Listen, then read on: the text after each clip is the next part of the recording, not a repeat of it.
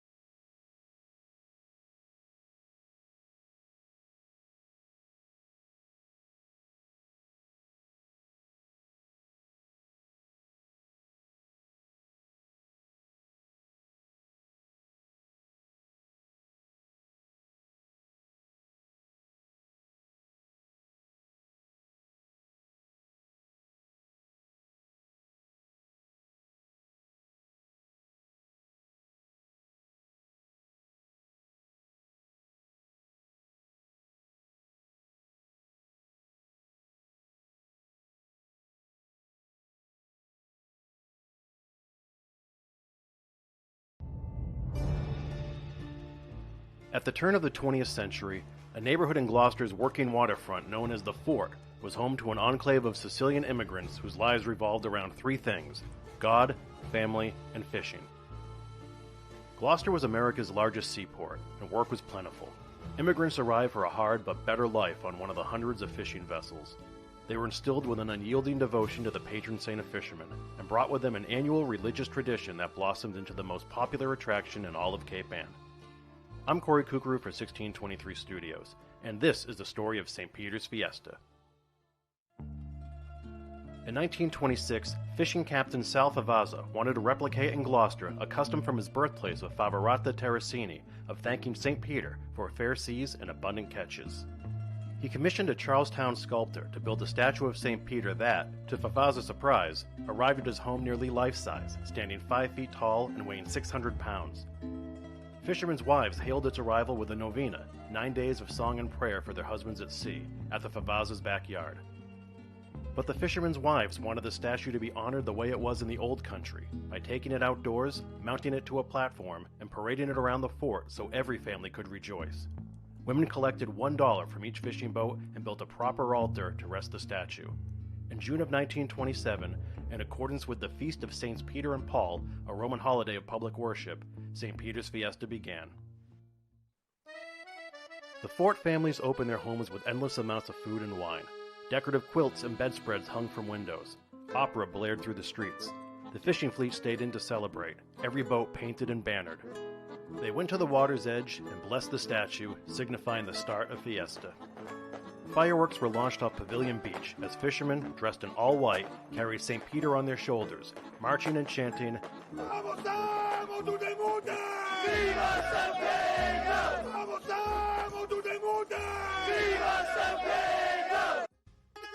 As Gloucester began to embrace this new occasion, organizers wanted St. Peter's Fiesta to last multiple days and rival Boston's famous Fisherman's Feast, an annual citywide festival in the North End. The first order of business was to build a spectacular altar that could fit the statue, musical entertainment, and a Sunday benediction. Emilio Matarazzo, a contractor who ran a warehouse with his 4 sons in Chinatown, became Fiesta's official decorator. The Matarazzos strung lights along Commercial Street and built jaw-dropping altars that mimicked famous churches along the Mediterranean, such as the Avellino Cathedral in Sicily and St. Peter's Basilica in Rome. The first altars rose above the homes along Beach Court, standing 70 feet tall and 50 feet wide. Hundreds of yards of cloth, paper, and foil were pinned to the massive shrines. 10,000 electric lights lit up the night. To the people of the fort, it was heaven on earth. In the 1930s, games and competitions for kids and adults began to take prominence. The most popular event in Fiesta's early years was the Seine boat races off Pavilion Beach. At that time, purse seine fishing, yes, we pronounce it Seine, was the main fishing method. Seine fishing nets are dropped vertically in the water, their bottom edge weighed down with heavy rings, their top edge floated at the surface with buoys. A line runs through the rings, and once the nets are filled with fish, they're pursed up by the seine boat, then hauled onto a bigger boat. Seine boats held an entire fishing crew, and since the fleet stayed in for Fiesta, challenges amongst fellow boats became inevitable. Prizes in the first competitions were gold pieces worth up to $10. Crews today, including women's teams which began in 1995, and juniors, row in designated seines named Nina, Pinta, and Santa Maria towards a flag anchored half a mile off Pavilion Beach, before making the 180-degree turn and racing ashore. The first to reach the beach wins an American flag. Second place earns an Italian flag. But the real prize is the bond amongst the rowers, and bragging rights. Contending crews bust each other's chops decades after the races are run. The other featured competition, the Greasy pole contest, is another custom from Italy that remains Fiesta's biggest crowd pleaser. Pole walking and climbing, as a measure of manliness, became popular in Europe centuries ago. Contestants walked or climbed poles slathered in mud, animal fat, and fish oil for a chance to snatch prizes like fresh food.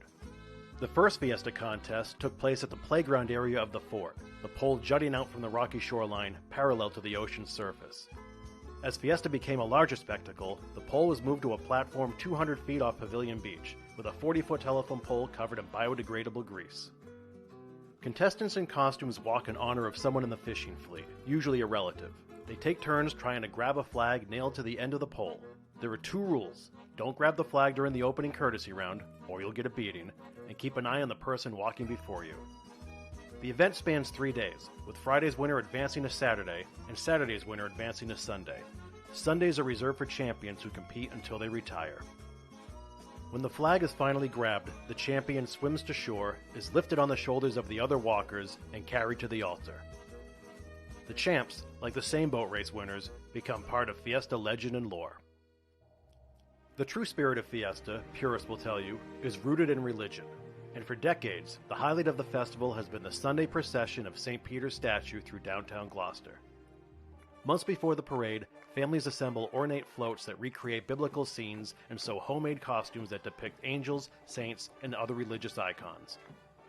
The morning begins with an outdoor mass at the altar in St. Peter's Square, adjacent to the fort. Then, Fiesta committee members in their all-whites lead the 2-mile parade with marching bands, dignitaries, and all of the family floats. Thousands line the streets, many dressed for church and wearing symbolic buttons. The route includes stops along the city's Catholic churches, where St. Peter is blessed by clergy, St. Anne's Parish, and Our Lady of Good Voyage in Gloucester's predominantly Portuguese section. In fact, the Portuguese community introduced a hugely important part of Fiesta, the blessing of the fleet. As World War II neared its end, the congregation at Our Lady of Good Voyage began the ritual of marching a statue of the Virgin Mary of Fatima to the end of the state fish pier at Gloucester's Inner Harbor. There, clergy from the Archdiocese in Boston blessed hundreds of gathered vessels, calling each by name. The Italian community began to participate and slowly adopted the blessing into Fiesta. 2 marginalized and sometimes rivalrous immigrant communities came together. By the 1950s, the blessing of the fleet moved to Stacy Boulevard and became a signature event. Fiesta ends with a final late-night procession as St. Peter is returned under a hail of confetti and song from the altar to his usual resting spot inside the front window of the nearby St. Peter's Club. Today, a public novena featuring the very prayers and songs recited by fishermen's wives a century ago lead into a 4-day carnival that helps support the Fiesta and its activities. The fishing fleet is just a fraction of what it used to be, and the fort has evolved from a cozy Sicilian neighborhood that always had a full plate for passerby and never locked its doors. Locals keep that spirit alive through cookouts, reunions, and parties. But the meaning of St. Peter's Fiesta remains steeped in the fort's old country beliefs: God, family, and fishing. So if you find yourself in Gloucester late in June, like tens of thousands of others, look for the altar with a life-size statue, wear something red, white, and green, grab a eats, and follow along when you hear the chant. Viva St. Peter!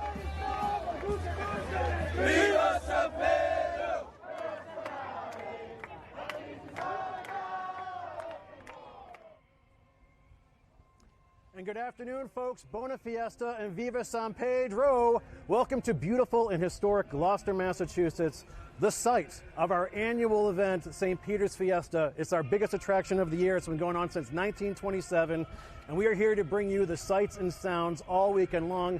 Hello, I am your host, Corey Kukuru, and like I said, we're going to have all the signature sporting events here from you at Pavilion Beach, right in downtown Gloucester Harbor, including our signature event, the Greasy Pole. We're also going to have the Seine boat races as well. And we're going to be doing this for you today, tomorrow, and Sunday, 3:30 p.m. Eastern Time.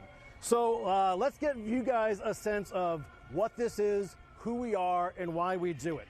We are in Gloucester, Massachusetts. It's one of the oldest cities in the country. It's about 35 miles north of Boston. So if you can figure or picture a map of Massachusetts and put your finger where Boston is, running up the coastline, there's a little nubbin that sticks out. That's Cape Ann, that's Gloucester, that's where we are today. Now, the bulk of Gloucester is connected to mainland Massachusetts by 3 bridges. So we are part of what's called Cape Ann, and that includes the towns of Rockport, Essex, and Manchester by the sea. Gloucester was established in 1623. It was incorporated in 1642. We are the 7th oldest city in the United States, and we are celebrating our 400th anniversary this year. So we have events and festivals going on all year long to commemorate that. But most importantly, St. Peter's Fiesta is our huge annual attraction that attracts thousands from around the world. We do this at the end of June every year. So we can't wait to share the festivities with you, especially now that events like the Greasy Pole are gaining such popularity. Gloucester is America's first seaport. It was the largest fishing port in the world from the 1700s through the 1950s.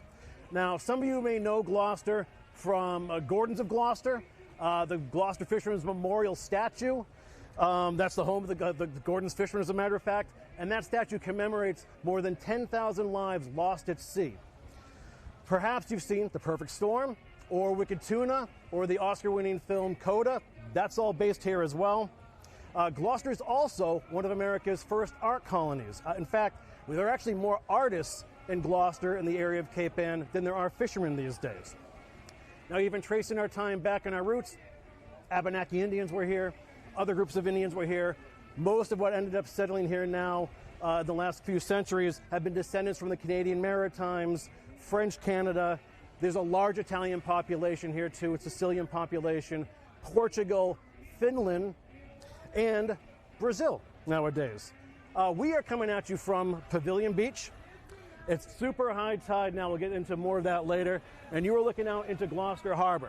There's 10 Pound Island is out there with a lighthouse that no longer functions.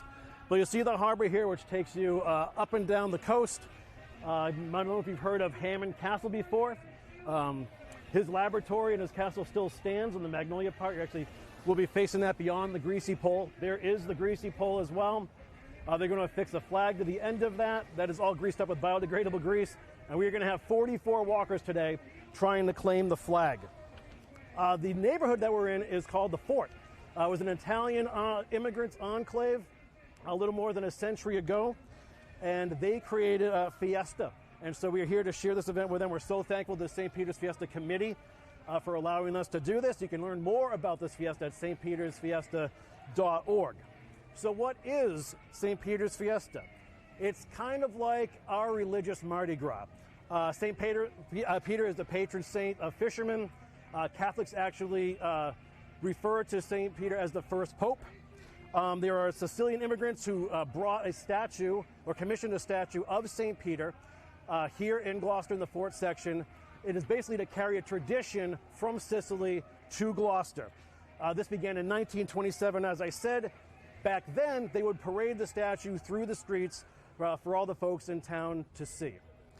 This also coincided with a 9-day novena of prayer and song, which is actually happening right now as I speak. And Fiesta sparked a time of thanksgiving and renewal. The fishing fleet back in that day was monstrous. There were literally thousands of boats out here in the harbor.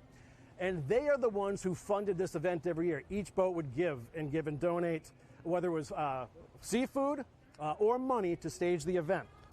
And it's only grown in its past 96 years. Everyone in the neighborhood kept their doors open. There was homemade pasta and meals, homemade wine. And then you could just sort of go from door to door and home to home and feast through on the weekend. The fleet would actually stay in. So it was a special time, of one of the very few times, I think, maybe other than Christmas time, where the fleet actually did that, perhaps Easter as well. And when the fleet was in, the fishing boat crews would challenge each other to dory races, boat races. And so that is going to be going on here as well. That tradition was actually the most popular Fiesta event when this began nearly 100 years ago. And that brings us to the first competition of the day, which will be the Women's Senior Seine Boat Finals. And so we're going to introduce our co-hosts here, Nikki Parisi and Phil Francis. They're going to be joining me in just a little bit. You can take a look out here. I can show you out to the harbor real quickly, folks. The race is going to take place just to the right of the Greasy pole, and the women's finals are going to actually occur first. And when and what they do is they sail out, or they row out half a mile. There are actually flags out there. We'll zoom in so you guys can follow the race. So from the beach, they go out half a mile, come back in, and the first to reach the beach is the champion. When that's done, by then, you're going to see 44 guys lined up on that 12 by 12 platform 200 yards off Pavilion Beach where the Greasy pole sits. The Greasy pole is about 46 feet long. 40 feet of that extends out over the water. Now you can tell it doesn't look like a big drop today. It's maybe 12 feet or so because it's literally super high tide right now as I speak. And it's going to be high tide at this peak hour all weekend long. So it's a shorter drop for the walkers, and they're all going to fall. But it's a longer swim back to the beach when they do actually carry the winner back in, and that's close to 200 yards. That's probably the most tiring part of this event. Now, in the meantime, the parade walkers, they're all dressed in costumes, anything from wedding gowns to Superman, you name it, and they are literally parading and partying around the city right now, going to certain spots. They were just at the Fisherman's Memorial statue a few moments ago. The St. Peter's Club is where the St. Peter's statue that we use nowadays rests throughout the year. It's actually at an altar set up where the Fiesta Piazza and Carnival area is set up just behind us over here as well. And the walkers eventually make their way onto a pontoon, and they'll go out and climb that ladder, barnacle-covered ladder, and get up to that platform. And like I said, 44 walkers today. How that works, today's winner will advance to tomorrow. Saturday's winner advances to Sunday. So we'll get into those rules a little bit later on in a bit too. So, all right, let's bring in our co-hosts for the weekend. We've got a slew of guests and experts to join us and help us talk through the event. They're former Seine boat champions, Greasy pole champions, gurus of all things St. Peter's Fiesta. And if you just join us, hi, I'm Corey Kukuru from Bridge Cape Ann, and thanks for being with us this weekend as we get settled into Fiesta Friday and show you the Greasy pole and the Seine boat competition. So once again, you're looking at a Gloucester Harbor over Pavilion Beach, 10-Pound Island. We are actually looking southwest right now, believe it or not, out to that water.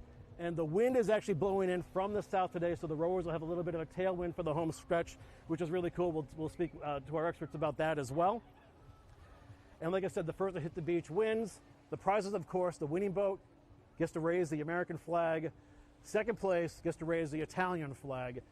But everybody gets to have bragging rights for the rest of their lives. So it's a truly special event. It means the most to our community. So we're so happy to have you with us today and hopefully through the weekend to share the sights and sounds with you all. And we're going to have people on the beach. We might get some winners up here joining us at the booth, which would be pretty cool as well. I can discuss other facets of St. Peter's Fiesta. If you're following us on YouTube, you can have throw your comments in there as well. Let us know where you're from. We had people from around the world watching last year, which was amazing. But it's a pretty unique place. We are essentially an island here in Gloucester. We have a bit of an island mentality, sort of that New England Calvinistic mentality. We're self-sustaining. We sort of do things our way. Some of us never leave the island, as a matter of fact, so we're a little quirky. But we are a true destination place and grew up in a very, very lucky part of the world. And there you go. Take a look at that gorgeous schooner sail right there. That is 10-Pound Island and the lighthouse. It is named 10-Pound Island. We believe there's a few different folk tales around that, but I believe it was where they had 10 pounds, like pounds, fenced in areas for sheep cattling way back in the day, back in the 1600s. There's also been word that perhaps the island was sold or bought for 10 pounds, but we actually believe that there are actually sheep poundments out there as well. There was actually a 5-pound island, which is now buried underwater when Gloucester actually industrialized itself, made bridges to connect to the mainland, and paved the roads around here closest to the shoreline in the downtown Gloucester area where we actually sit right now. So very cool stuff. So anyway, let's go. Phil and Nikki, why don't you hop on in for a second to help us set the table here. Bona Fiesta. Great to see you. Hi, Nikki. Hi. Hey, Phil. Hey. Now, Phil was with us last year. Yep, scooch in this way. Catch yourselves here in the camera. Yeah, I was here last year. Hey, good to see you, buddy. Had a great time. Yeah. Had a lot of laughs. Yeah. And a little information for people who aren't familiar with the sport. Right. Either one of them give them the information they need, especially people from Rhode Island. Yeah. Now, Nikki is a 10-time same boat race champion and a coach as well. Phil is a 4-time champion, but you've also been coaching and steering forever. So we'll sort of get the in and outs on what the event is, how this came about, and what people are going to be seeing today. So Nikki, can you tell us exactly, explain a little bit about same boat racing, and then I guess how you got involved? Well, the women didn't get started until later. They started in 96, 95, yeah. 95, and they had to row against the men. Mm-hmm. So there was a core group of Dory rowers that got together, Joanne Frontiero, Doreen Scola, Leanne Frontiero, one of the Clintonbergs, and they put it together. So they formed Affirmative Action, and they finally had their first race in Which is a 96. team name. But, yeah. Affirmative Action, and they are in the lead with 5. There are no other crews had 5 in a row. So right. then when that finally, then they kind of got bored because they were just killing it every year. So they broke up. And that's when competition really started in early 2000 is, you got different boats in, and that's when it really started to change up a bit. So, Phil, how big are the boats? How big are these crews? I know the boats are heavy. Yeah, well, we know that, yeah. The boats are designed after, you kind of say the old Seine fishing boats, a little bit smaller. Back in the day, we used actuals. When they started, they used the actual Seine boats. These ones are built for racing. I don't know the exact length. I know the weights are around 3,000, like that. Maybe a little more, maybe a little less. They've done some work on it in the last couple of years. So the boats, because there was a difference in the boats. There was a little difference in the boats. So what they did in the last couple of years, they did some work on them, and now supposedly right now they're exactly the same. Okay. So and like I said, they're designed after the old Seine fishing boats, but these are nothing really like the old Seine fishing boats. Gotcha. And so, Nikki, these are crews of 12, 10 rowers, and then 10 rowers, and then the coxswain is the person who steers the boat, and the scuttler is the person who coaches. Okay, and the scuttler, is that the person who's just facing the rowers and yelling throughout the whole time? What's for folks who haven't seen this before? Yep, they're facing them, then they're just screaming at them the whole time. Just row, give me 10, give me 15. That's. Yeah. And but the scuttler is really important too, because a bad course and you're going to lose your race. Now, why did you get involved and when? So I got involved in 2001 to annoy my husband at the time. That makes sense. Well, he was a rower, and I was home, for a couple fiestas with babies, and he'd come home and he'd be, having fun. So finally, they asked me one year when they broke up, does anybody, do you want to do it? I'm like, yeah. So, but he was very supportive at the time. So. And Phil, where did you begin? I started in 1975. We started 75. In fact, that year it was juniors. There were 13 junior crews that year. That's when we used to have time trials. There weren't eliminations head-to-head. And there were only 8 rowers in the boat. And these were the very, very big boats. This was the year before they went to the newer model, which was before these boats. Now those boats should have had 10 rowers. These boats should have had 8. But the big boys, I try to explain to these guys today how big those boats were, and they still can't understand because, it can get tight and cramped in these ones with the rowers. Those ones, you had so much space between them. But I started in 75. We lost that year. We won a couple of junior races. We went up to seniors. In fact, one of the guys that I rode with that year, Tommy Conrad, one of the all-time greats, is still rowing today. Wow. At age 62. Jeez. And I'd still put him up against anybody. He's one of those guys, he's a glue guy. You want him in the boat. Quiet, but he's you always talk about that Mount Rushmore rowers. He's one of those guys that goes up there. I think he's got 13, 14 championships. He was with Desire, who the only crew ever to win 4 in a row. He's been with Chaos for a long time. He was with Determination, who won a couple years in a row. So 75 was probably at the time I did it because my uncles did it. Yeah. And they're the ones who, I idolized those guys. And that's when I got into it. And I kept into it until probably a couple years ago. Mm-hmm. I have people ask me if I want to come back. I'll decide. I just enjoy this too much. That's I why know, I we're might having a not good do time it. here. That's why I might not do it. Yeah. You scuttled for me before. Me and Nikki won We've together. won. no kidding. We've won together. Really? Was that Yep. 206? Probably 6. 2000 was the first year Yeah. of Audacious. Yep, first year of Yeah, Audacious. we won together. We had a lot of fun that year. Yeah, we did. A lot of fun. Now, for folks, if you don't know, so we have 3 boats racing today in each of the heats, right? And these are the finals, right? So we're going to have the women's senior finals first, then the Greasy pole, then the women's juniors after that. There's 3 boats, there's 3 lanes, and the boats are entitled Nina, Pinta, and Santa Maria, fittingly, right? And then each crew is assigned to a boat. They launch off Pavilion Beach. They row out a half mile. There are flags out there, red, white, and blue flags at the end of each lane. They circle the flags, they come back, and the first to hit the beach wins. So what has led up to this? Have been elimination races in the days leading up to this? How does that work? So on Sunday, the women had their elimination race. Years ago, we didn't need an elimination race because there wasn't enough women that wanted to do it. Yeah. So we finally scored a women's elimination race probably about 7 years ago, maybe.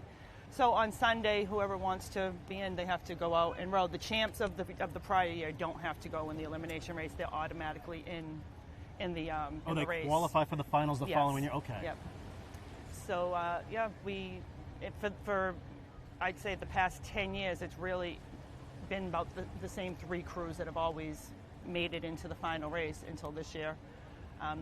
There's a new team out there, and it's pretty exciting to see how they're going to do. Now, do people sort of mix and match crews throughout the year? Is there a lot of posturing like that, or does your core members stay together? You try to keep together. I mean, you have to get used to each other. You can't just throw a bunch of people together and expect them all to row well together. It takes a while to get used to each other. I mean, every year you lose 1 or 2 people, and you scramble to find somebody. Either you have to get somebody and train them how to row, or you try to get somebody that was on another crew. Well, and we should point out, these aren't professional rowers for the No. most part. They are. These are people, they do it enough, right?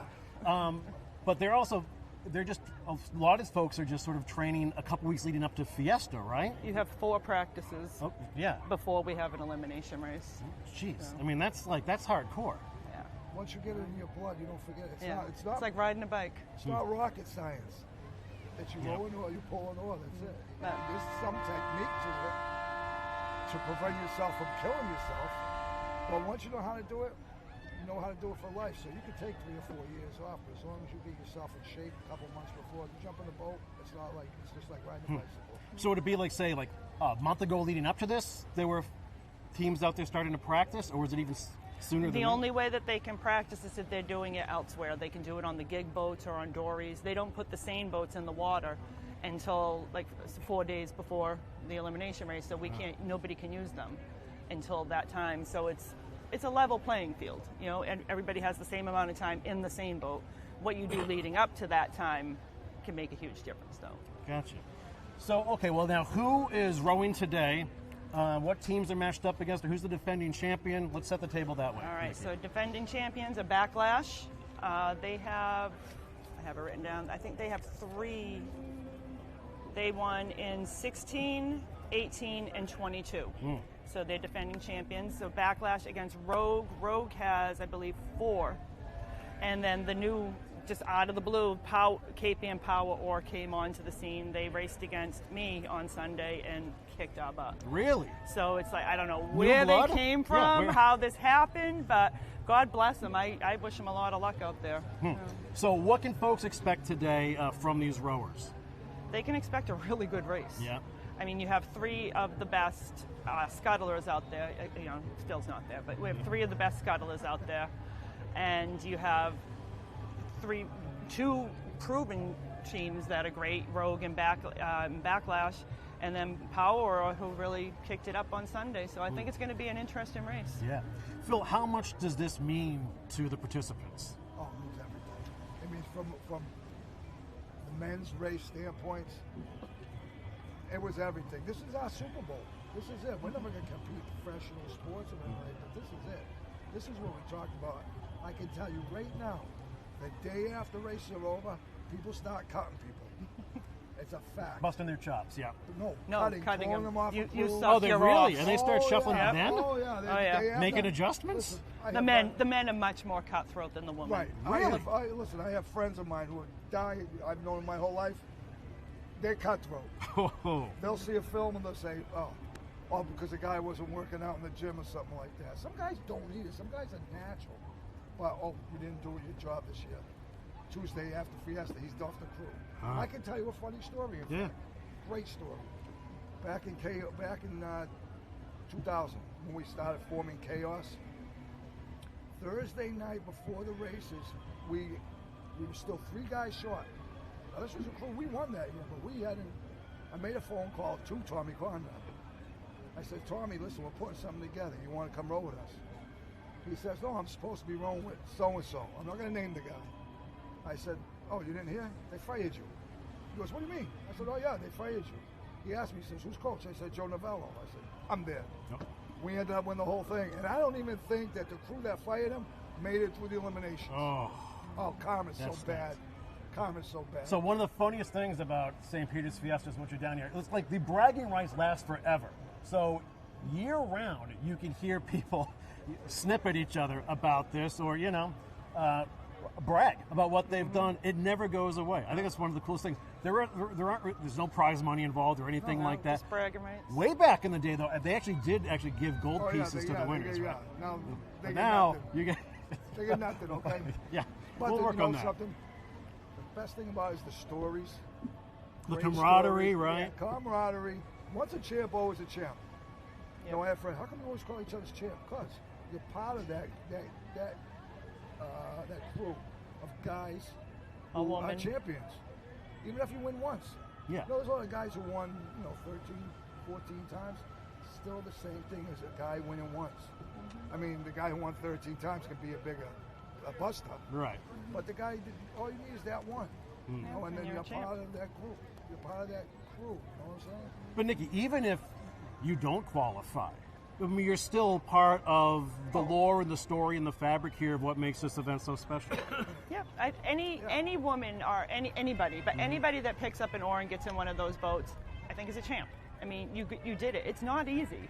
The oars weigh a ton. The oars weigh more probably than some of the junior girls that are rowing them. I don't know how they do the same course with the same equipment that the men and the women are doing. I mean, that's they're amazing. these little tiny baby, and they're killing it out there. Oh yeah, I saw some of the boys this morning. Yeah. The women at 7th graders, they were this big. And I was happy because she can attest to this. The men's races were in danger. They were Oh, on I remember 4 or this from 5 last year we talked Yeah. about. Now we yeah. have 8 crews in the men's this year. They had 9 junior boys crews, and there are a lot of people that are responsible for that, for getting these kids in the boat. Rachel Cecilio does a great job. She had a boys crew. Mike Harmon, Jerry Shimataro, Jerry's daughter Caitlin at O'Malley School. It took those people and some other people to make some noise and get there, because I think the thing is, as an Italian American, more than anything else, you want to see those Italian American kids in there represent. You want to save what your grandparents grew up with and what your mother and father grew up with. And it was scary. You get guys that are still rowing that are 62 years old. They're waiting for these young guys to come up so they can retire. It seems like a massive difference between last year and this year, though. Have you Oh. you felt that in the girls, women's and girls ranks as well? More participants? No, I'll tell you, the women's have been the only ones that haven't been in Oh, trouble really? of being Oh, extinct. it's always been said, yeah? For the past, I'd say, 10, 15 years, there's been a lot of women wanting to get in there. And for many of the years, we couldn't because we didn't have our own elimination race.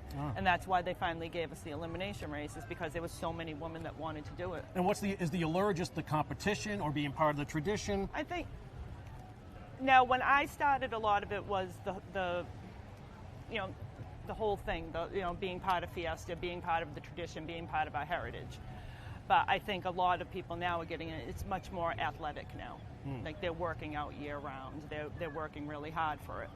So I think it's a combination of both. I'd like to see more people kind of go back to the whole respect part of, like, you know, the Fiesta itself, and you know, wearing your Fiesta whites when you're on the altar getting your trophy and stuff like that, you know, instead of, you know, but that's a whole nother story. Yeah, well, it almost felt like during the COVID years, so Fiesta didn't happen for a couple of years, and then last year when it returned, it seemed a little more homespun, a little more traditional. I think people were so happy to do this again and see people that they hadn't seen for a long time, and it was such a great event last time. I mean, it's always great, but last year just felt extra special with how everybody carried themselves, not a lot of shenanigans, great competition. Yeah, because last year I mentioned that too. I said, I looked down and the beach was just capacity.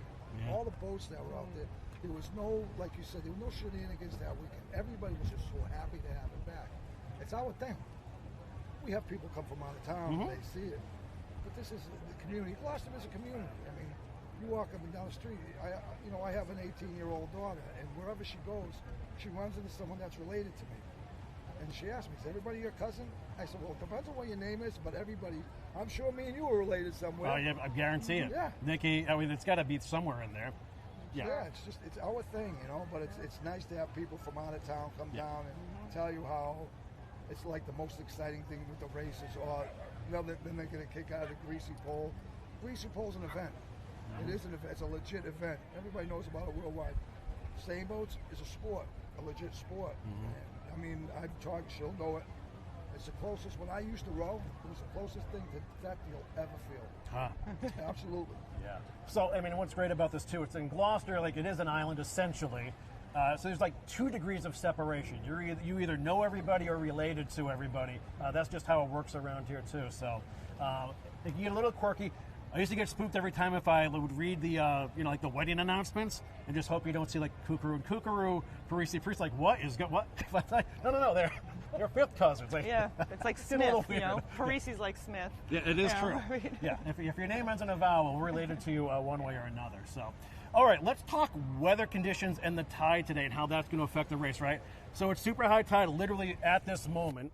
And so I guess it's a bit of a longer stretch out there in case it were dead low tide. And the wind is blowing in. It's pretty decent wind now. I'd say, what, 10 to 15 or so? It'll help from the south. in. So, yes, a good tailwind. So, okay, so can you both just sort of speak to the tide and the conditions? This is going to be a steerage race right here with this wind. Well, the stairs race, but you got to hope that the girls can keep up with it because they're going to have to row a lot harder to get out there. Coming home will be easier. There's going to be a chop, and they got to be ready, you know, because they probably have an extra 2 boats to go because of how high it is right now. But it's all going to be endurance and the scuttler. This one. And so, and just to reiterate, what exactly is the scuttler doing while the crew is rowing? Phil? Right here, from this vantage point that I'm looking at right now, the steerer wants to line up his course. Now, it's blowing southwest. They have high and low points. On a day like this, if it's blowing southwest, it's coming this way. You want to aim high. The wind is going to blow you to your flag. So. Oh, I see. So you'd be aiming left essentially to go. You want to be aiming way left. Those guys, the guys that are steering today, they're all pros. They know what they're doing. But if there was a rookie steerer in this race, I've seen it happen. They have no clue what they're doing. They think it's easy, and it's not easy. I've helped a couple guys with it. They end up down to Salem or something? Guy told me, he says he takes it. I said, never take your oar out of the water. Always keep your oar in the water. Tell him, use your hips. You don't have to use your arms. Use your hips. All you got to do is move it a little bit. The boat's going to swing. But this is definitely, because right now, I think the wind's going to pick up a little more. So it'll definitely turn into a steerage race as far as keeping the boat straight. The rowers are going to do what they have to do, but your coach, who's basically a jockey, is going to let them know, okay, we got a chop coming. Then you got to go a little deeper, a little higher. You got to be aware of it. Yeah, you got to watch out for the waves. You don't want one guy to lose misses an a oar. stroke, screws everything up. And then the coxswain is literally just shouting orders and direct. So are you holding the oars differently or feathering a different way to try to straighten out, or like how does that work? It's all up to him. As far as coach, as far as the steerer.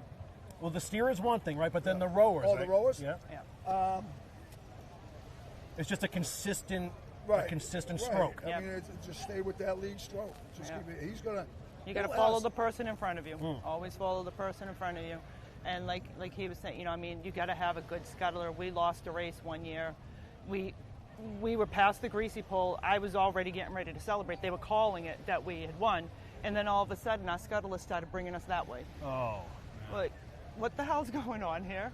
So your scuttler is very, very important. Be nice to your scuttler. Always be nice to the scuttler. Scuttler can screw you over. Yeah. Now, if you're just tuning in, folks, we believe the race, the women's finals are going to start around 4:45 or so. I don't know what time it is now, Nikki. 4:14. They'd probably be coming over soon. Yeah. So what's happening at this moment? Where is everybody? So they're behind. Oak to Ember. I don't even. So they're around. Okay. So they're around a cove, around the bend a little bit. Yep. And they're doing any last-minute check-in. They're fixing their oars. They're fixing their seats. They're probably running to the bathroom 14 times. The nerves, they're really getting nervous now. It feels so good not to have to deal with that. I know. Listen, I remember those Saturdays, Sunday, I died. Yeah. My nerves until that first stroke. I would be in and out going to the bathroom. There's some people that are probably puking right now. Yeah. That's how nervous They're nervous and they're antsy and they want to get out there. And some of the coaches could be yelling at each other. Who knows? Little gamesmanship like that. Oh, yeah. Yeah, we'll talk about all that too as the races get ready. So so now they're going to come onto your screen, folks, right from left to right as they come in and enter the frame, and then they sort of make their way around the Greasy pole and they situate close to the shore. So now what's going on there? Because they have the feather to line up somehow. Starting and finishing a boat race isn't tough. Starting is really difficult. So how do boats like this line up? I started the races for a couple of years, and there was a reason why I stopped doing, which we won't get into. But in the old days, before we had Arizona Quad, he's a legend. He used to start the race, but before him, they used to start the race. They used to line up all three boats, and it was the middle crew that would start the race. The middle coach, he would wait for the other ones to be ready, wait for the other ones to be ready. Oh, I see. Now, What, by just a signal or something? Or? yeah, When they're ready, they'll put their rounds once up. everybody's hands up, that's it. You take off. Okay. You're going to see. There's going to be some games. There's going to be at least four yeah, starts there might be. probably. So yeah, well, let's get into that It too, all right? depends on who the coaches are. You know which coaches are the pains. Yeah. So you're going to see the boats literally lined up side by side by side. They're going to start to inch out and get together, try to even up. But like I said, at some point, some crew could just put the brakes on it, like, we're not ready yet, and just kind of mess with you, right? They'll have the bow girls doing a couple little strokes, trying to get a little momentum going, and then somebody will call, you're too far back, you're too far ahead, start over. And in the meantime, everybody that's getting ready to row, they're shaking because they're just like waiting and waiting and waiting. I mean, the night before a race, all I can hear is, and I know all the women we talk about it, sit ready, sit ready, sit ready. That's all, and they're just doing that, and you're shaking and you're sweating, and you're like, So Yeah, you just want to get it over with. yeah, And now, how important is that first push? huge. That start. You want to come out on top. You want to get that jump, but I think nowadays, if you get that start, it's as far as a mental thing with your crew. Because if you have the lead, for some reason you have a little extra adrenaline. If you're behind, some guys it affects them different. I don't think the start means as much as it used to. But I mean, it does mentally. I think it means something because these crews, they're all good crews. They're going to know what to do to catch. Now they might get a half a boat, and it might stay that way the whole race. Then it becomes important. But I mean, as long as everybody's starting the race together and not starting like a spider, everything should be fine. You got three good coaches. Yeah. You got, every boat that's competing this weekend, they got guys that are veterans or women that are veterans. They know the game. They've been in the race. They're the ones, like I said, the coach is that jockey. Maintain the composure, keep everybody calm. It's really hard to come back if you're behind. Oh yeah. If you're behind, Especially if you're coming out of the flag last, there's a really good chance you're not going to win. Well, and that especially race. today, you figure with this tailwind as well, right? Yeah. Okay, so let's say from the start, how do you get in sync from the very first stroke? What practice or what goes into just nailing that first stroke to get you going and get everyone on the same I don't know page? how their start is. I know the starts with the crews I've been in. It used to be back in the day when we had lighter boats. We would go with, I think it was 5 quick strokes. Then we lengthened them. Now it's like you just want to do 2 or 3 to get the momentum going. Then you want to go about 3/4. And then at about the 5th or 6th stroke, that's when You you wanna start be in to a lay There's out. like a rhythm or staccato. It's yeah. 2, 2, 2, Oh, yeah. 3/4. Yeah, so it's a little bigger, and by the 5th, I would By say about you the want 5th to or try 6th to be stroke. in your full stroke, and you want to just keep it going. A lot of times people panic, and they're still shaking and they're still doing short, choppy strokes. But eventually they get it. The quick stroke is for two things: to get the boat moving, and you don't want to break an oar because the boats are heavy. You start a race with a deep stroke, you're going to snap an oar, and then your race is over. Oh, Yeah. interesting. Very cool. Well, we're glad you're joining us, folks. If you're just tuning in, I'm Corey Kukuru. I'm joined by Nikki Parisi and Phil Francis, St. Boat champions. We're about half an hour away or so from the start of the women's senior finals, which is happening today, followed by the Greasy Pull competition, which we know a lot of people are waiting for as well. We have 44 walkers today. We may be here for a little bit. I hope you guys packed a lunch or a dinner or the cooler. Listen, I don't think we're going to be here that long. I think somebody in the second round gets it. These walkers are so good now. There's a big difference. And here we go. You're going to hear about this, folks, too. They don't use the black grease. The axle grease that they used in yesteryear. Some guys, you're right. They use, I don't know what the heck they're using, but it's biodegradable. Yep. It melts off. It's like food grease or something they're using now, essentially. I don't know. They used to use when we were kids, we used Crisco. Yeah, it's the disco on Crisco, we call it. We'd have that black axle grease, and we'd be digging it out of our ears 3 weeks later. Yeah, right. So, yeah, the poles all lathered up. We saw them do that, I think, yesterday afternoon or so. So it's going to be a pretty exciting event as well. All right, back to the same boat races. So tell me about making the turn and what goes into that. How far before you preparing to, and how wide of a berth do you need to reach around that flag? He'll tell you the scuttler's point of view, and I'll tell you the rower's point of view. Me, as a steerer, I start lining it up about 100 yards from the flag to know where I am. Now, when we had the old boats, you could spin it around. With these newer boats, it's more of a difficult turn. You want to start turning. You want to start siding into the flag. I kind of, when I do it, I would call the turn. The steerer calls the turn. I want to get that boat, and I want to do my actual turn maybe when I'm about side 2 to the flag. That's what I really give everything I have. But you're depending on your turnings. You have your turning side and your non-turning side. Now, a lot of people do it different. They'll have 2 guys on the non-turner side, maybe bury 2 oars. They'll have 1 guy bury 2 oars. A good turning side makes all the difference in the world. It's not just the steerer that gets you around, but it's the steerer that gets you the right course, gets you to the right spot. I've made mistakes in the past. I made a mistake where it cost me something, but I've also had good turns. Everybody's, great turn. No, it was my turning side got me around. I see. And from a rower's point of view? From a rower's point of view, like he said, you have turning side and non-turning side. So non-turning side will take their oars out. They'll just hold them above water. And like you said, maybe the first 2 seats might dig their oars in to kind of help swing you around. And then you have your turning side who just has to keep rowing. So and it's hard. It's like you're stuck in mud. So I hate that part of it. And then when he thinks we're around enough, he'll say, straighten it out. So then we'll do like another start coming out of the flag, so that the other side of the boat can get in sync with the turning side. I see. Is there any rhyme or reason to which crew members are situated in which seat on the boat? Yeah. A lot of it has to do with size. Yeah. I mean, every seat is important. Yeah, like some people say, the bow and then fourth, whatever. Every seat has significance. It plays a role, of course. It plays a role. Like the first seat, they're kind of setting the pace of the boat. Okay. They're usually your two best rowers. Or up top, or up in the front. Usually 2 better. Yeah. They're setting the pace. The engine room people, the guys in the middle of the boat, Third seat. Bigger, rugged guys that just their job isn't just their job is just to tear the oar off the reel.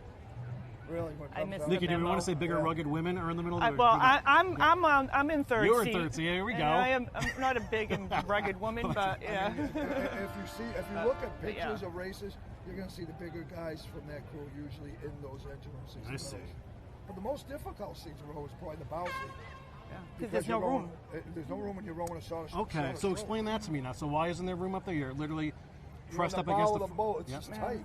Yeah, it's just tight. And, I mean, you put the smaller people there. Yeah, you try to. Yeah, it's a poor position too, because you're what we call feathering. Yeah.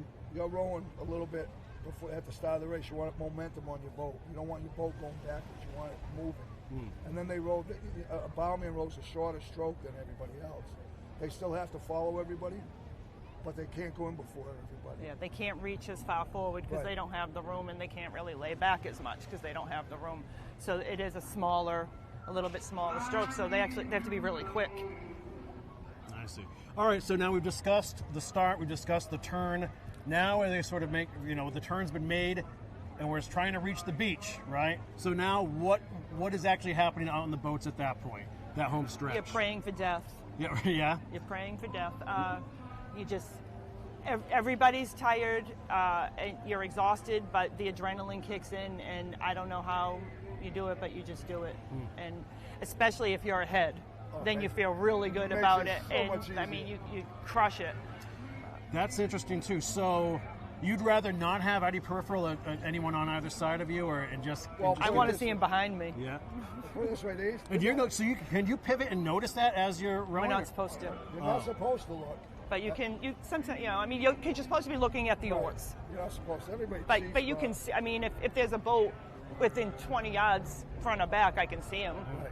That's what's going to happen. Is if you look at the other boat, you might end up start rowing their stroke. And if you have a different, you might be wrong. Listen, you can go back 60 years. I know guys who, when the newspaper came out on Monday, and they had a guy in the boat that was looking at the oar, looking at the other boat. The captain of that boat went and found the guy, wanted to kill him. He was, But that's the coxswain's job too, is to make sure everybody's head's in their own boat, and she or he will also give you updates, like, okay, you got to buy a quarter of a boat, or they're making you stay in your boat. They don't want you looking around. They'll keep you updated. They want you to have that tunnel vision in your boat. Yeah, because I mean, you miss that stroke once, and you're messing up your whole side of the boat. Right. And if you're behind, and if you can see you're behind, it takes a little wind out of you. Yeah, Especially it's if you're crushing. if you're not catching up. But now, if you start catching up, We've seen some great comebacks in the past. I saw one this morning. Yeah, This guy was awesome. The crew was behind by a boat and a half. The other crew got gas and they caught him. I've seen it happen. I've had it happen to me. Well, and now can both of you just tell me what it's like the moment you actually hit the beach first? Because you've both done it several times. The best feeling in the world. Oh yeah. Right? See, I mean, it's easy as a steerer or a coach. It's easy because you're not gassed like them. Yeah. But I did it as a rower, and I had nothing left in my body. I mean, you want to jump up, but you just can't. Some guys can do it, but it's when you win, it doesn't. Nothing hurts anymore. it's the You greatest- jump up. it's the greatest feeling in the world. And then everybody that you may have fought with somebody during the week or whatever, all of a sudden they're all your best friends again, and you love everybody, and everybody Until the loves next each day other. when you start cutting, right? right? Until and Tuesday comes, you're off. Yeah. The great, as a steerer and coach, the greatest feeling is coming in and seeing all your family on the beach, your kids, your mothers, your brothers, your girlfriends, your wives, whatever, jumping up and down that beach because you're about to hit that beach first. Well, that's like the first thing when we're lining up for a race, I'm always looking, where are my daughters? Where are my daughters? I have to see my daughters. And as soon as they come, then I relax a little bit. And like he said, when you hit the beach, win or lose, whatever, your kids come running up to you, it's still okay, And the thing about it is, too, I mean, when you lose, especially you lose a close race, it stings for a little bit. But once you get in the St. Peter's Club, you're sitting down with the guys you just lost to. Because we're all friends. We're all sitting down, we're all drinking, we're all having a ball, we're all having a lot of fun. Because a lot of the guys that you might have lost to that day, you might have won with before. And that's what it is, it's camaraderie. Yeah, that's another thing that I think comes out of this, is you wind up making friends that almost become family. I mean, from doing it for so many years, like some of my very best friends from rowing. Yeah, Nikki will attest to the year we won, in '98, we were staying alive, right? A lot of those guys I knew, a lot of them were friends, but most of the guys that both became my best friends for life. Guys that we tell stories when we had cookouts and some of the shenanigans that went on. Oh, yeah, we had a cookout at my house for you. We had a cookout at for her his house. crew. The first one we had, that's when Jimmy Tarantino, one of the great champs of all time. You might know him from the Survivor Series, folks. But Jimmy was my butler. No, he'll tell you. Oh, yeah. You know that scene, from Seinfeld? Yeah. Jimmy was my butler for that. We made a bait. So I was out, floating around on one of the floaties in like a pit. Whenever I needed a beer or something to eat, yo boy, please, a beer, please. Thank you, butler. And he would have to come out and bring it to me. But we laugh about it. We were talking about it just last week. You get laughs. the camaraderie, and just the stories. Yeah. Especially when you listen to the older guys from that road back in the 60s and 50s, some of the stories they come up with. Oh. Yeah. And, I mean, you had guys that literally hated each other's guts, but would get in the boat to row together for one mission. And we can talk about that story, but that's for another day. We can talk about that tomorrow. Yeah. So when the crews hit the beach, what happens immediately after that? Well, they're supposed to, but it doesn't always happen. The winners, first place gets the American flag. Somebody gives them the American flag. Second place gets the Italian flag, and third place just sits there and puts their head down. They get an attaboy. But and then people taking pictures, and they're having cocktails, and everybody's celebrating and having a good time. That's it. Yeah. And then we slowly make our way to, is it to the altar? Is it to the club? You go to after, so we always try to make sure that everybody stays around for the junior girls too, because before they used to always leave. And I think the girls need representation, so we stay around, and then after we'll go to the club. This is the St. Peter's Club, folks. St. Peter's Club. Yeah, that's where the statue is kept, and they bring it out to the altar for the Fiesta, and then it returns, signifying the end of Fiesta, sometime Sunday night, to a hail of song and confetti. So it's a special event. So we're looking forward to this one, right? What are you expecting today? It's a hard race, but we have 3 great crews, right? We do, and I don't know. I think I have an idea who I think is probably going to win, but I don't want to say anything out loud. Yeah. So, Phil? I think, really, my honest opinion, I think Backlash is a great champion. And they're looking for a 3-peat, right? Is that what? They were multiple before, but this will be the last 3 in a row? Well, because no, actually they had 19, and then we didn't have 20 and 21. It would be the 3. So they're going for the 3-peat. They're a great champion, but Rogue has a lot of championship blood. The Rogue problem right now, they had a couple injuries in the boat. Now the girls that jumped in to replace those girls are very capable rowers. Yeah. I'm very, this new crew, I want to see what they have. Because they won by so much last Sunday. No one really knows what they're, but I know one thing, they work out. Those girls work out, so the stamina's going to be high. Personally, I hope we have 3 boat races. They all work out. All 3 crews. All the 3 girls, crews, the girls from Rogue, they initially were all the CrossFit girls when they came on. So everybody's working out. They're all doing it, and like I said, I'm really interested to see what the third crew what they're going to pull out. Because if you ask anybody, they're going to say that they're the third underdog. You have your favorite, you have some, but I think that they're going to show something today. And that's Cape Ann Power. Right? And it's always a little play on those nautical terms for the boats. Now you can hear the flotilla behind Greasy Paul throughout Gloucester Harbor going crazy now. Oh, are these the walkers out here? They're bringing the walkers out. So the walkers now, if you guys get a shot of that, coming in. Oh, there they are.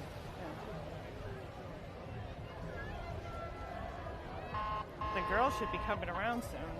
Yeah, the girls will be coming around the bend momentarily. Is there a flag on the pole? I don't see the flag yet, Phil. Yeah, I don't think they put it up yet.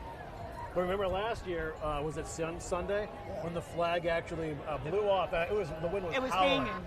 Wasn't it hanging? Yeah, they couldn't, the Coast Guard, they couldn't get it back on, so they had to take the actual flag off because the flag was acting like a sail, pulling the whole pole down with it. But it's a little less breezy this time, but this breeze is actually saving us. It's pretty humid here today. In fact, I can give you some of the weather conditions. I would say partly cloudy skies. It's about 67, 70 degrees, but it is a bit humid today. Wind's coming from the southwest, actually. It's shifted. Oh, here we go, folks. This year's Greasy Boat Walkers. 44 in all for Fiesta Friday. Today's winner advances to tomorrow with a chance to walk on Sunday for the Champions Bowl.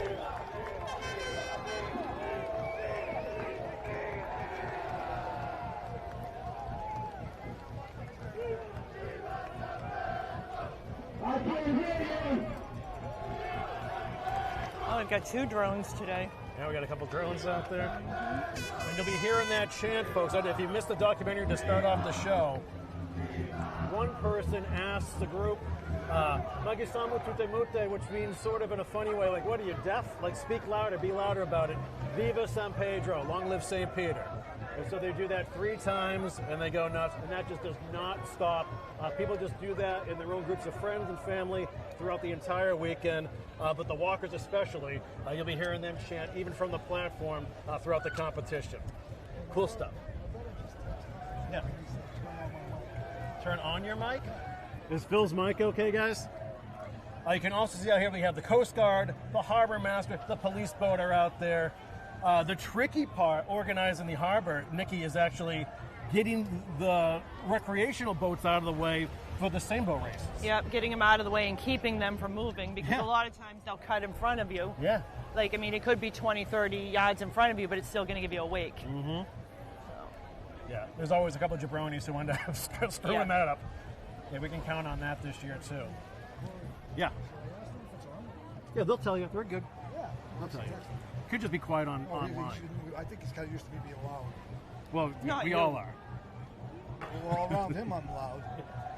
So, folks, if you're just tuning in, I am Corey Cooker alongside Nikki Parisi and Phil Francis, bringing you the 96th edition of St. Peter's Fiesta. There's been a couple off years in the middle of that. They were there, COVID, war efforts, things of that nature. But this did begin in 1927. The Greasy Pole, I believe, began in 1931, which would make this the 88th or so years away. So anyway, these competitions last all weekend long. So today we have the women's senior sailboat race finals. We've got the Friday Greasy Pole competition where the winner advances to Saturday. And then that's going to be followed by the women's junior sailboat finals. Tomorrow, with our coverage starting at 3:30 p.m., we will have what, Phil? The men's senior races, the Greasy Pole. And that's to qualify for Sunday, right? So like for Sunday. Tomorrow, I'm going to tell the truth. It's just a preliminary. Everybody knows. Okay, here we go. Everybody knows who's coming in first and second. It's just whether or not if either one wants to win. Who's coming in first and second, Phil? First and second tomorrow would be Chaos and Merger. No love for the new guys. Good bunch of guys. It's Gracie and Paulie Favazzo in the Saturday's race, though. Paulie's the captain. You're like the Charles Barkley of this broadcast, Phil. Right. You just bring the truth. I'm just telling the truth. I mean, the truth is, but the thing with that race tomorrow is going to be funny is between Chaos and Merger, coming in first on Saturday doesn't mean anything. So both of them might take their time coming in and look at each other and say, you want it? Do we want it? Do you want it? Do I want it? They're not going to do that. Everybody wants to come in first. I'm telling you right now. Now, why wouldn't they, Phil? Why wouldn't they want it? Because they don't want to show the champs what they have. Oh. And they don't want to show the other crew. what they have. So I guess my mic went dead, right? I guess so, apparently. You killed Well, that was a good text I just got from my brother. Anyways. We got enough letters in from folks and comments. So can we turn that down? You're like, oh, thank God we can't hear Phil. Take it easy. You're new here. I have some power. So now what happens tomorrow, basically, with that first race? It's almost like a semifinals. The top two, the 2 out of the 3, the first 2 finishes, advance to the finals to face last year's champion, defending champs, who are the zany fun guys. Yeah, the zany fun guys. ZFG, folks. ZFG. We call them zany fun guys. Zany fun guys. Yeah. For use of, Yeah, and then you've got the Saturday Greasy Pole, where that winner will advance to Sunday, where that's the Champions Day. But then after the Saturday Pole is the men's junior races, right? And that's the finals for that? The men's junior races made after the Greasy Pole. Good. Yeah, we just got a message. My other mic was out, so... Oh, there we go. Well, thanks for giving us a heads up, folks. I'm more comfortable using this anyways. Yeah, that's fine. Okay.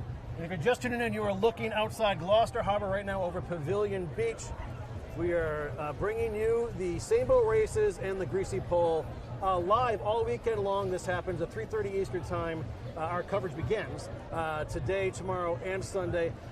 The women's sailboat finals should begin around 4:45 or so. Nikki is peering around the corner to see when the crews are going to make their way towards their racing lanes, which are to the right of the Greasy Pole here, right up at the beach. And like we said, they're going to be rowing out 1/2 mile straight out. There are red, white, and blue flags and buoys out there that they go in a circle and make their way back. And the first boat to hit the beach is your winner. And then it's followed by 44 walkers for the Greasy Pole. And you can see them out there on the platform now. Here comes one boat. Oh, we got one crew is starting to they're coming to focus here around the corner. And so after those the Greasy Pole walkers go, Basically how that works is each of the 44 walkers gets one try at the flag. That's a courtesy round. The rule here is you cannot grab the flag in your first try. If you do, you're asking for a beating. And now we have, and now people are cheering. You can hear as the first crow is arriving. I think it's backlash. Yeah, Nick, I do have binoculars, and this helps as well. My name is Alan.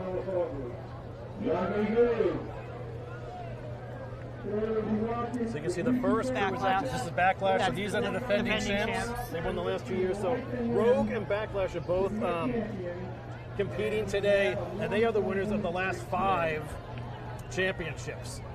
Yeah, there's no love lost there. Yeah. It's a good rivalry. It's a great rivalry. So Nick, do you want to give us the crew for Backlash? Do you have the crew list there? I do. There you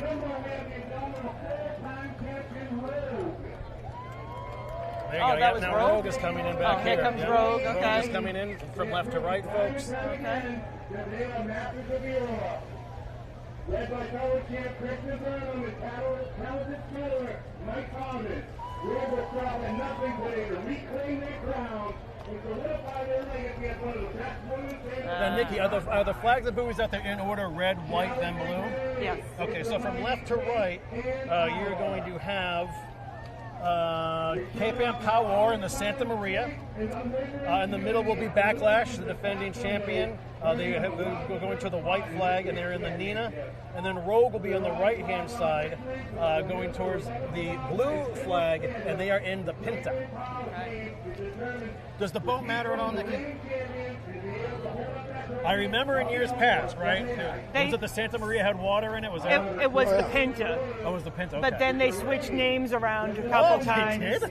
Yeah, but I think they're okay now. Well, shell game. All right. We used an electric pump one year to pump the water out going out. Yeah. Everybody got mad. What are you doing? There's no rule. Well, that'll addle you like crazy. What a day for this, huh? Yeah, I was worried for a little while. It turned nice. Another one, if you can hear the announcers in the background, folks, those are actually, it's a giant speaker system for the St. Peter's Fiesta Committee as they call the festivities for all the beachgoers here. We don't have much beach to work with today because it is literally super high tide right now. But trust me, there are a lot lined up here and along Gloucester Boulevard, which will be on the far right side of your screen. And it'll be really busy come Saturday and Sunday. So Rogue has 4, and Backlash has 3. 3 wins. Backlash going for their 4th. They want to tie Rogue. Okay. Yeah, in total, yep.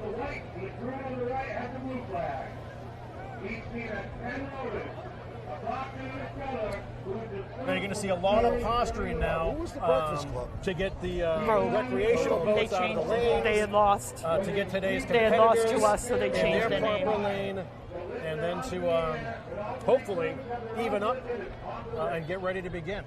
Okay. You want me to read them off?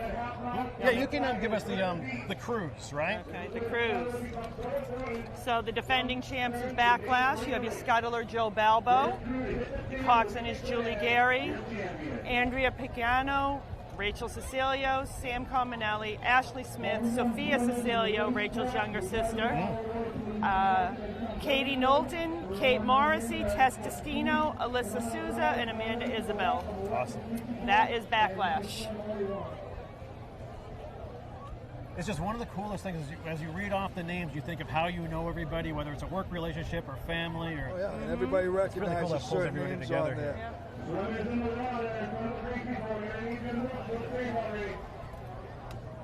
Rogue had a last minute injury, so their lead stroke, Alex Rose, is injured. She's out.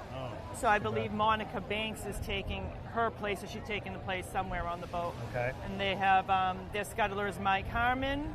Their cox is Kristen Burnham, who's usually a rower, but she's pregnant this year. Oh. Monica Banks, Alex Rose, Karen Conant, Jenny Davis, Whitney Buckley, Yvette Luyan, Emily Silva, Alessandra Rosso, Jamie McDonald, Melanie Catanzo, and Christina Ribeiro. Mm-hmm. That is Rogue. And you bring up a good point too, Nikki. It's you know, these rowers do get hurt. Some of the walkers do get hurt mid-competition as well. And so every now and then we have to scramble to make sure we have all the names of the crews and the walkers. It gets a little iffy. You never really know.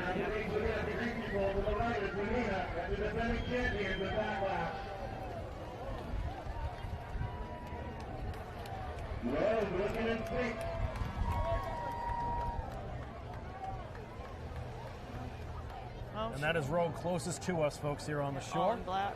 The Pinta. Rogan the Pinta, Backlash and the Nina. Yes. And Power in the Santa Maria. Power in the Santa Maria.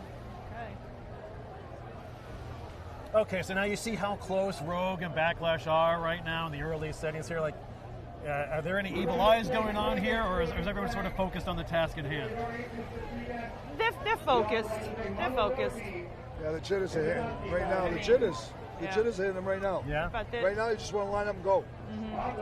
Now that may be the rowers, but would, the coxswain and the scudder, are they the ones? They're nervous too. Oh yeah. Oh yeah. I used to. Oh, here's the other crew. I didn't see them come in. Yeah, that's Cape Ann Power. They're the furthest out. They're in the Santa Maria. All right, so Cape Ann Power, we have Tim Oakes as scuttler, Rebecca Favaza as cox, Olivia Durgan, Leela Olson, Jessica Boardway, Emily Burl, Olivia Lejeune, Elizabeth DeAngelis, Willow Phoenix, that is such a cool name, Lindsay Sonis, Liz Jewell, and Carolyn Morocco. Now I'm going to go out on a limb right now, okay? Here we go. See the three steerers we have here? DraftKings, MGM, you guys listening? See the three steerers we have right here? Those will be the same three steerers on Sunday's race. Oh, yeah? Now, I'm probably getting some guy on one of those crews getting a little upset right now, but dealing facts.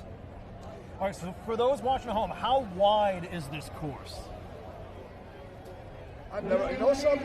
100 yards? I've never really thought about that. I've never really thought about that. I mean, so from the Greasy pole to Probably about 100 yards. over there, like usually around where the rocks start, I'd say. Okay. You use that the tavern The wall, tavern, yeah. and that's so. It's not that ain't 100 yards. Probably 75 yards. Maybe it's somewhere in there. Yeah. 500 Yeah, yards. probably 75 yards.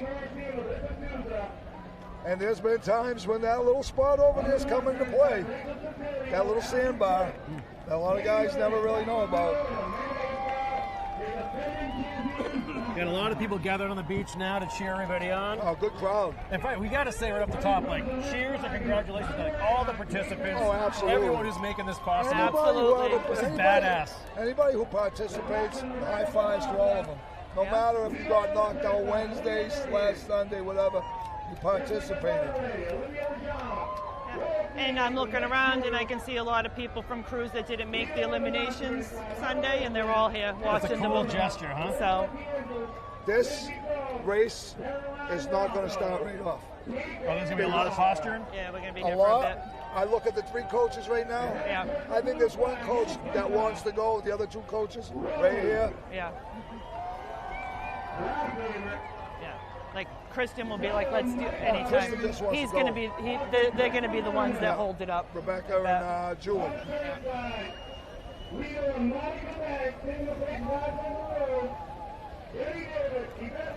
It's a great view right there. Huh? That's great. That monitor. All right, Nikki and Phil, talk me through this. What exactly is going on now? I mean, we're expecting a false start or two, but Yep. here's the feathering you're talking about, right? And getting Yep. situated. The back two oars, they'll stop feathering so they get a little momentum going. You just don't want to be going backwards. And the coaches are just telling them, sit ready, sit ready, sit ready, because as soon as the arms go up, So this, okay, that's what we're looking for now. well, Look but like- national anthem. All right, we have our anthem first, folks. I guess we'll keep playing for that. I'm going to assume the viewers home can hear.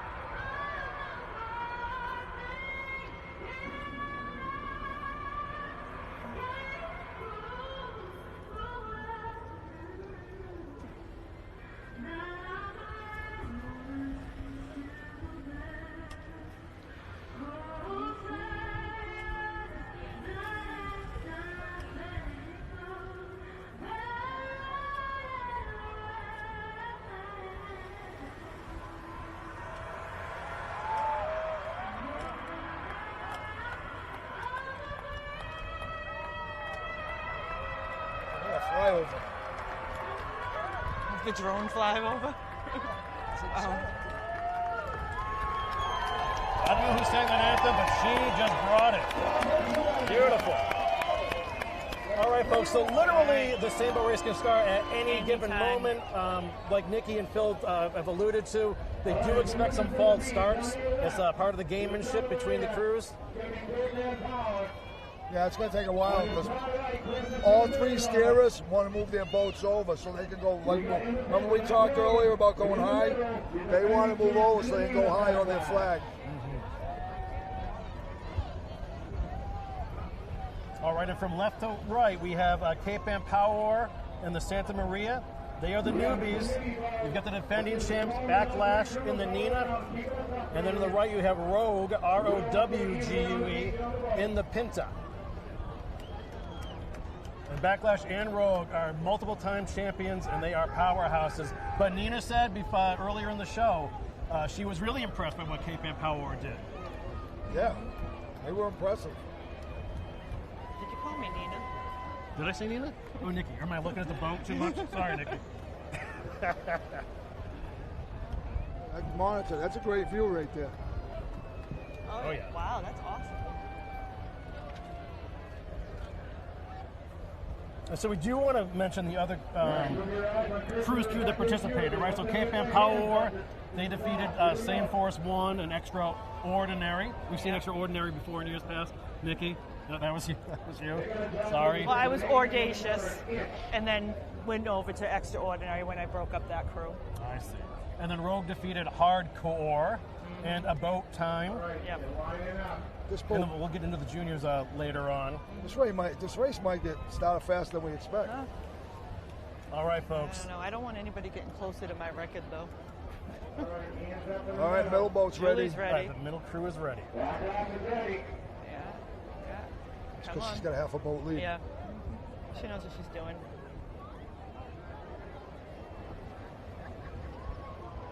This could happen, right? No, is the idea if they drift too far out? All right, get ready. restart? We got two crews ready. Get ready, Kristen. Rogue's going to start this race. Watch. Yeah. As soon as she puts her hands up, Boat she'll on the call front. it. There we go. Oh, here we go. All right. Good start for Rogue. Yeah. Phil Francis, Nikki Parisi, take it away. All right. They got to stop octopusing and get it together. Yeah, the crew on the left. Once they get their stroke together, they'll Yeah. be back in the race. Great start by There we Rogue go. on the far right. Yeah. She played it smart. She got her momentum. And she waited called and waited, and now they're ready. They're Right just now past it's the too- greasy pole. Yeah, right now it's just too close to call. You got to wait till they get out there a little ways. But Like I said, Rogue, It does look like Rogue has maybe a little bit of a lead, but they also have the blue flag. I love the blue flag. I hate the blue flag.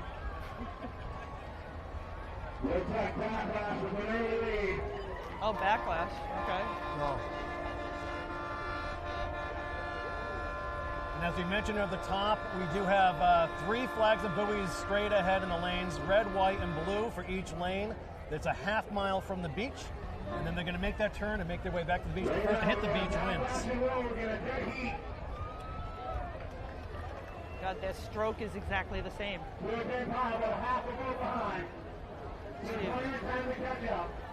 Yeah, their stroke is the same. Backlash and Rogue seem even at this point, no surprise there.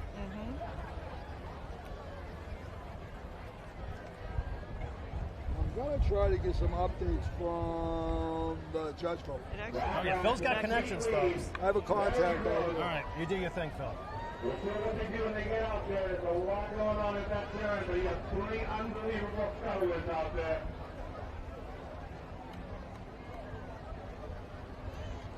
Yeah, so, Nikki, do you have a good idea of who's in the lead? I was astonished with how Phil could do this from where we were last year and say, oh, no, that's a 3-seat lead or half a boat. I'm going with Rogue maybe by a quarter of a boat right now, but it's kind of hard to tell from here. Did I say Rogue? I meant Backlash. So you think it's back in the I middle? think the middle. I think the champs. I think the crew on the right's ahead.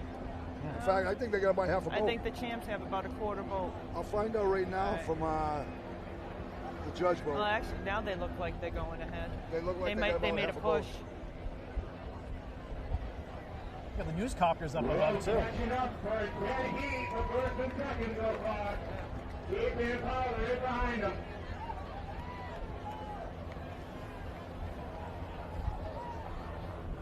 The turn is going to be huge in this race. I really think so. Are we still a ways from the turn or thinking about Yeah, the oh, turn? yeah, they're only halfway to the flag. Yeah. I think Rogue's got at least a half a boat. So going into a headwind and a bit of a chop out there. Yeah. Oh, right now they're hitting some bumps. Back in that race, heading out. Taking power, making a push to make it a race. It's going to be a 3-boat race, I think. See what happens at the turn. Backlash looking for their third title You in a row. got 3 very good steerers, and that's what's going to be great. The turn's going to be great. You got 3 guys that can win or lose a race for you. And usually they win the race for you. These guys right here. It seems like they could row off the horizon, but actually those flags and buoys are just in front of the boat you see out there Right. beyond the Yeah. rowers. Everybody can roll out, but everybody can roll back. Exactly. That's why I'm worried about the last crew getting back in. Now, Nikki, who's crossing in front of in the lanes now? Is that a Coast Guard? Are those the coasties? No, it's not a Coast Guard. No, that's just a knucklehead. Yeah. Here we go. I mean, luckily, it's probably not going to affect them too much now, but it's a jerky thing to do. Yeah, someone's going to bounce some jello shots off of that captain. Taking a half a boat lead over Rogue. I'll bet you Rogue starts turning before them, because they never win. So the early word is backlash by half a boat over Rogue, followed by Cape Ann Power. Whole boat altogether, 3,100 pounds. 3,100 pounds. That's how much the boat weighs, I guess. Wow. And so, Nikki, at this point in the race, if you were out there rowing, you're just in your element and locked in and just trying to not keep pace, but just stay in sync? Just trying to stay in sync and just trying to pull as much water as you can. I mean, you can get in there and not pull any water, but you can keep in stroke with everybody, but not pull water. You know, you have to pull water if you want to win a race. And at what point are you burning? Now, Yeah. getting ready, going into the turn that's when you really start hurting and when you start They're dead even right hyperventilating. Here we go. We're right there. Okay. Yeah, Joe. It's a tight one with Backlash and Rogue. I think he's right. It looked about Rogue might turn first. All right, just text me the rest of it, okay? Rogue just made a big push. Yeah. Santa Maria's in the lead right now. Santa Maria's in the lead? Yeah. Cape Ann Power? No. That's what he said. Santa. He said, but it's a dogfight. No. Backlash is going for the flag. Yep. They're both turning. They're both turning. There we go. Yeah, that's not There we go. It's Backlash Wow. and And Tight you know turn? something? Nice turn. Power Oars right there too.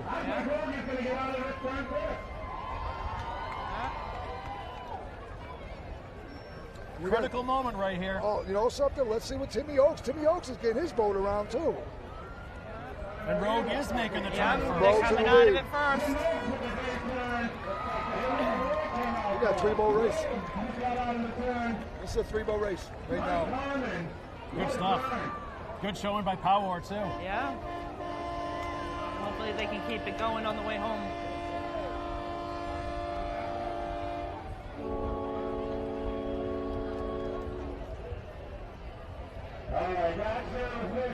And folks, you are watching the Women's Senior Sailboat Race Championship right here. It's Rogue.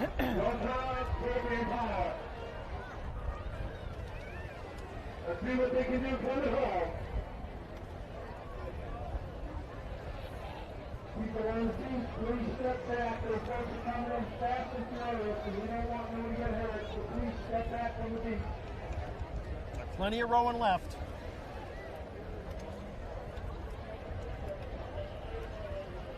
Rogue with a full boat over the defending champ backlash. Wow. Looks like Rogue trying to get the crown back.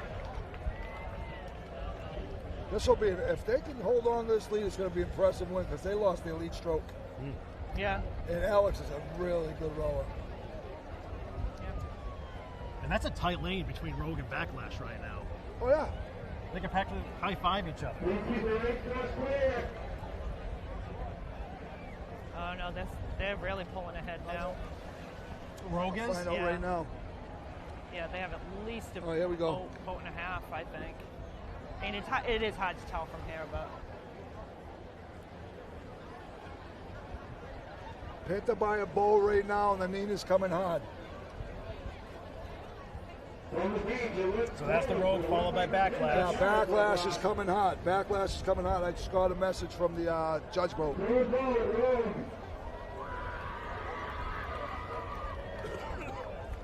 Yeah, Backlash is trying. Yeah, they're definitely coming. They got champions hot. They're not going anywhere. But look at them, stroke for stroke. Like they're at the same stroke. Yeah. That's going to be their problem. If they're going stroke for stroke, they can't make them any ground. Yeah. They might have to pick it up a little bit. Should have counted strokes. You know something? Power Or doesn't even look like they're out of it either. It's going to take some work, but it's a great showing. Right. Yeah. Which is great for them because that means they come back next year together.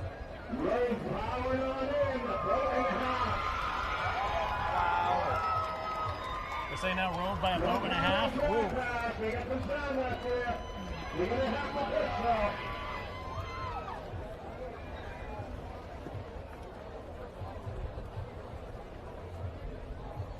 They say about a quarter mile to go. Half the course. Yeah. Yeah, Rogue's got a nice they're lead about now. halfway home. Yeah, Rogue's open up. Rogue looks like they got open water. They're just dying to hear Greasy pull shuffle right yeah. now. That's all they want to hear. And what is that, Nikki? That means when you get to the Greasy pull, you just empty the tanks. Anything you have left, you go. Yeah, Rogue, they got open water now. They got a bow and a half on them. Rogue has won in 2017 and 2018. And I think and before that as well, Nick? Yep, they've got... They were a different name once. They were the Breakfast Club. So they were 15, 17, 18, and 13. Oh, boy. So they have 4. They're cruising right now. Yeah, you know what? I don't want to call it too early. The race is over. Yeah, so they're going to have 5. Damn. Yeah, the race is over. Which is pretty good.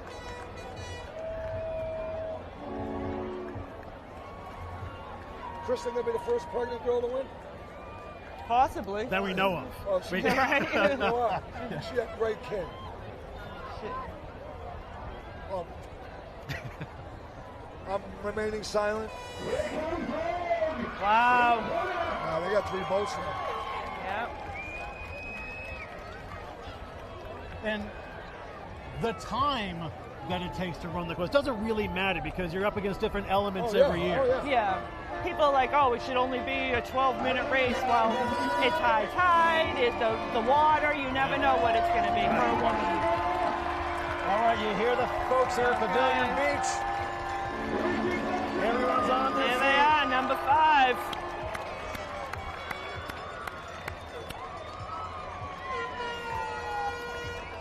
There's churning right now. Yeah, they're coming home hard. It's a good showing by all But 3 look boats. at them, Cape Ann Power Or. I mean, they're in this race. I mean, Oh, yeah. they kept with them. They're all together. Good for them. This is Rogue in the Pinta. Yeah. Great race, all 3 boats. They are your 2023 Women's Senior Sailboat Champions. That's an impressive win. That's a lot. That's impressive.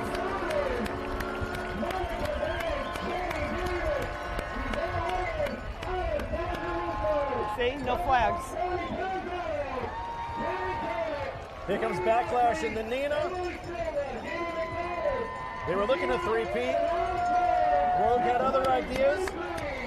And then a great debut from Cape Ann Power in the Santa Maria. Excellent job for them. All 3 boats, great race. Oh, great race on the way out. Great race.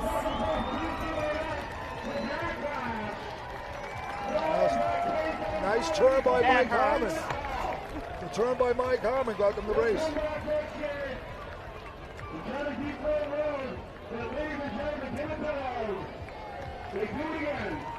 Great stuff. So what did you think, Nikki, overall? Your impressions of that race? It was a great race. Yeah. It was a really, really good race. I'm super excited for them. I mean, I know they got third, but they were in that race. The Newies, yeah. Yep, they were there and they did it. And of course, Backlash made a really good showing too. It was Rogue's year. What do you think made the difference after that turn? Power. Yep. And Mike did a beautiful turn, so he always does. There you go. Yeah, he got them the lead after the turn. Yeah. That's you get them the lead. I'm telling you, the adrenaline's to take over. They opened And they wanted to get it back. They've been out of it for a couple of years. They wanted to get it back. So good for them. They had a great start, right? That launch. They had a little bit of momentum going into They it. had a nice start. Kristen coached Yep. a great race. She got them She both started the moving. race. She started. Yep. She absolutely started it. So you see the Greasy, Backlash, and Rogue congratulating one another, really. Yep, that's what you do.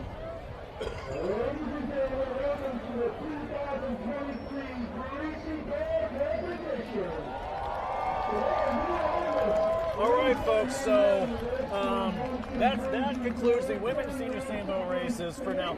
But we're going to be back with Nikki and Phil for the women's junior races, which are going to start at the completion of the Greasy pool. So thank you, Nikki. Thank you, Phil. Hey. Go ahead, Phil. We'll be back in a little while. Okay, you'll be All right. back right with us.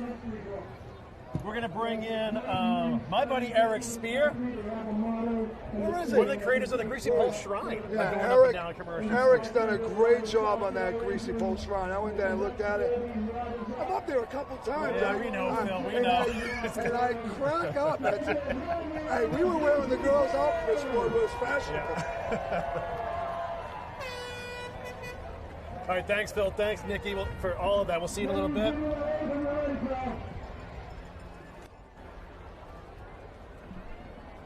All right, we'll bring Eric Spear in. I'll give you folks a little bit of backstory. I'm your host, Corey Cooper, by the way. We're coming to you live from Gloucester, Massachusetts, and the St. Peter's Fiesta.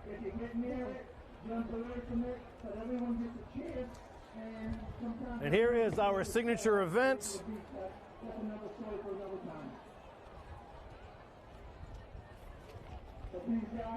This year's Greasy Pole.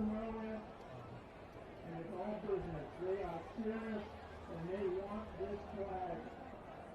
My son's been vibrating since November to get people on this pole, and it has not stopped after today. 20 minutes ago, sitting here. We have 44 walkers today. I am joined by my buddy Eric Spear. How you doing, kid? Good, Corey. How you Good to doing? see you. Viva St. Peter to you, Viva man. St. Viva. Fiesta. All right, buddy. So you're our expert for this. They're already going to start. Do you have a list of walkers here and who's doing what? Yep. Frankie Neal should be the first one out of the gate. Right now, they're doing a quick Mage Sama Duty Moody before they roll out.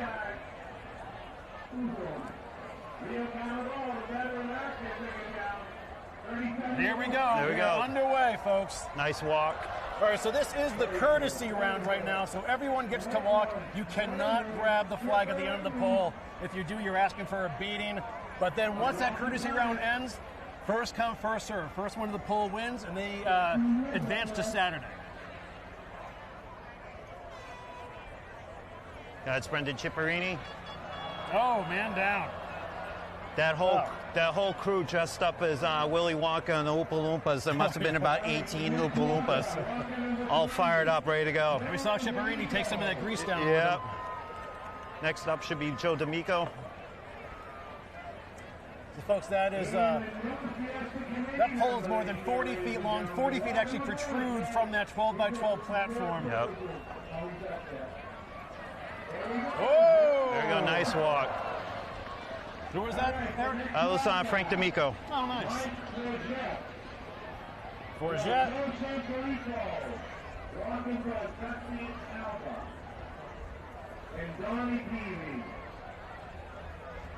Another Gloucester fisherman on the cat's eyes. Focusing and concentrating.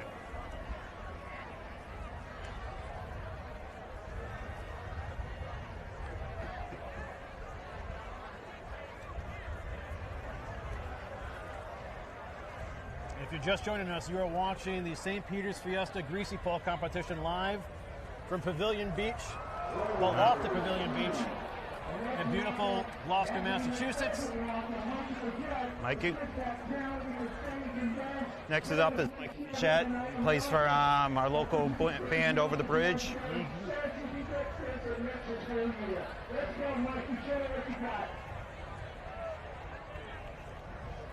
Solid walker.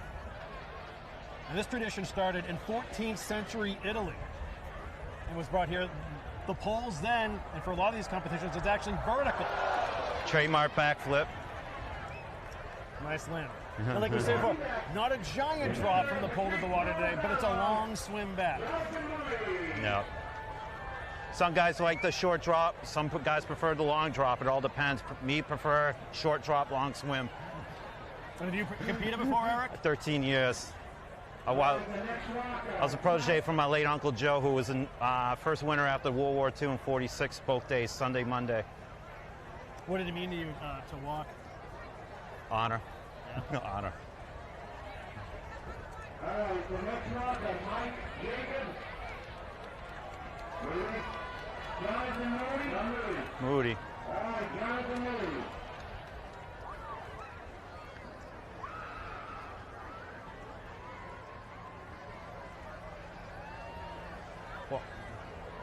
Ooh. Ouch.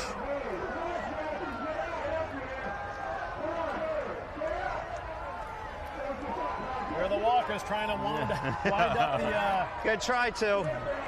Yeah, the peanut gallery of the boats. Oh.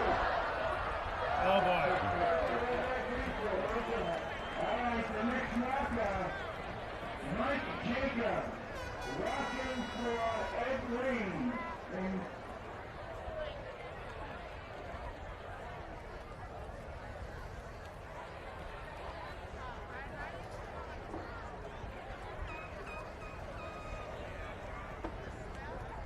I think this year they only had 2 rookies this year coming up. Yeah, these guys are dying to get into the weekend competition. They are. A lot of these guys have been up there for many years.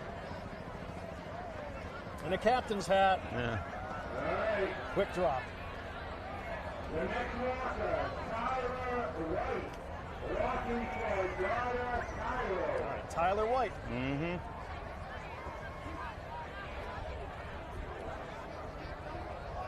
Uh-oh, trouble.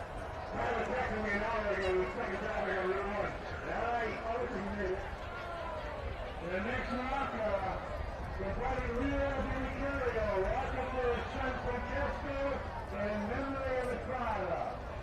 Leo DiMercurio. Yeah.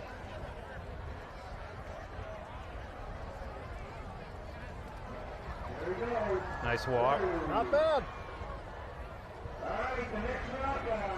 Al Milfogley.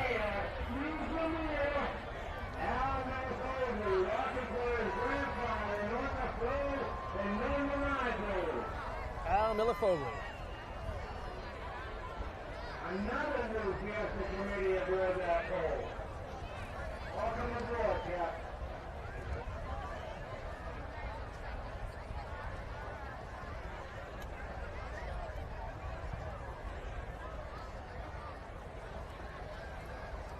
Oh, no. No. Next, Cody Zappa. His brother is Jake Wood, who's got 7 flags, I believe, behind him. He's the first one to get the natural hat trick. Yep, 3 times in a row, 99.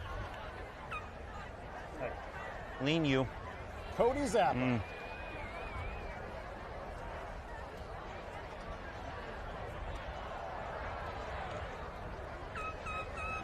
Big splash. Yep. This is my favorite. His brother Dean DeCoste won it 2 days, a Friday and Saturday champ. Cameron DeCoste.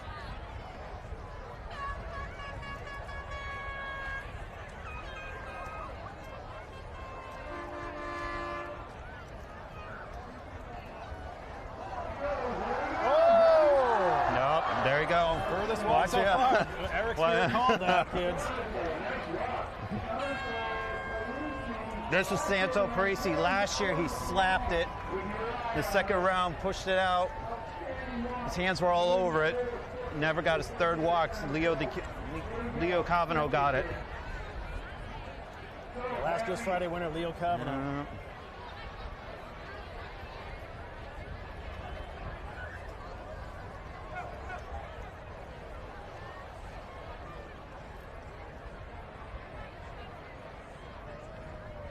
Ooh, bad start. That one snapped. Yeah. Walking back. Back to the cone halfway through, but that ain't good. He hits from the full-way drive. Andres Saputo. Look and go.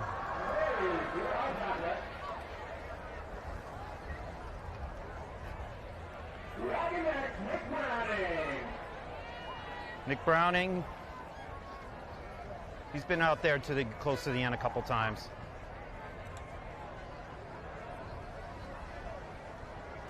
Not today. Those are some tall tube socks on there.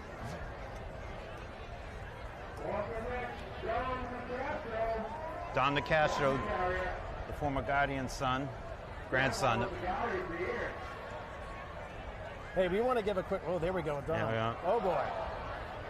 A quick shout out to our friends at Live Now from Fox, who are also sharing our feed today. We really appreciate it. Folks, you are looking at the Greasy Pole contest here at St. Peter's Fiesta in Gloucester, Massachusetts. Next up is Christian Palmisano, whose father won it in 1979. Grabbed it with his feet on Saturday at high water. Baby. Dressed in yellow.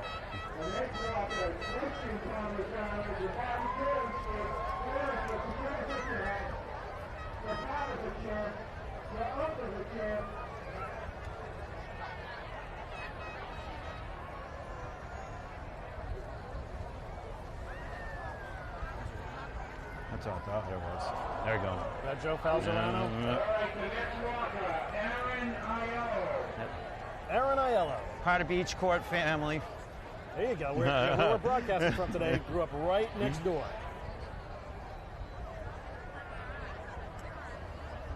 Oh. It's okay. Kyle Ingersoll next. Tall guy.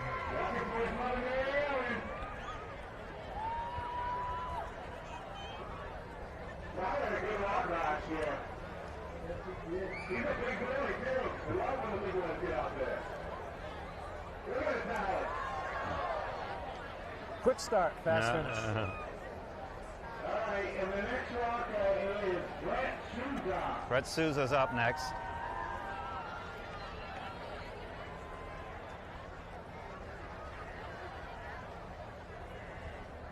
This tradition's been going on in Gloucester since 1931. Oh! That was the best looking crash so far. He's all right. Gab Castiello's next. He's part of the grease gang who goes out there and helps grease it up. This is Gabe Castiello? Yep.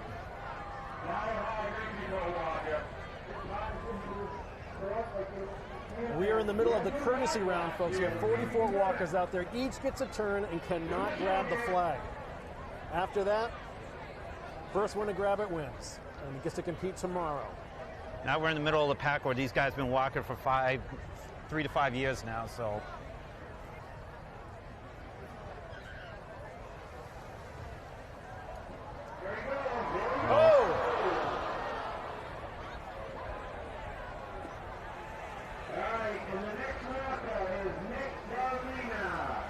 Luckily, our walkers are pretty well medicated at this point. Yeah, they've been partying at Frankie Neal's house pretty much since 1 o'clock this afternoon. That'll do it. Yeah. They all get together. Friday's guys all get together. They hang out as a crew together. Solid walk. Not bad. Halfway. No. Joe Falzano's next. Here's Joe Falzano.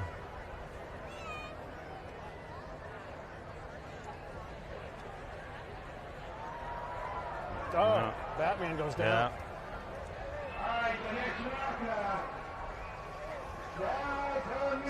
This kid, most happiest kid I met so far. Sal Taramina. Great kid. Real great kid.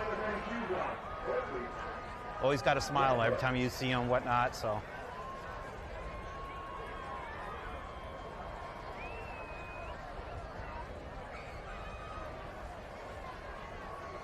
Oh, no. Sal always like trying. Yeah, try. It's real grease. That's a rare feat to be able to get halfway down and hang on and try to pull yourself back up. Next up is should be Nick Kukuru. Nick Kukuru, you don't Any say. relation? Cousin Nick.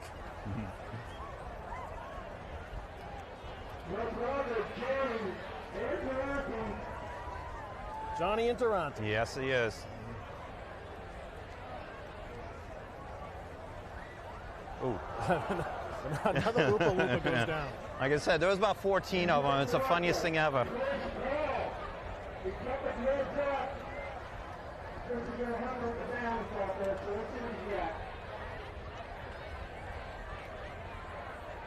Almost there. Quarter way.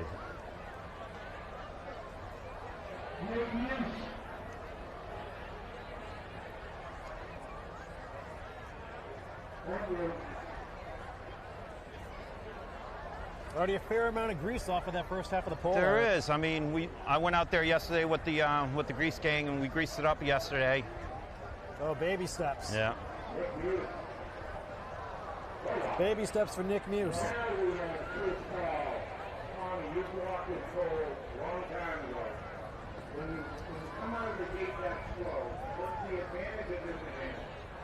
None.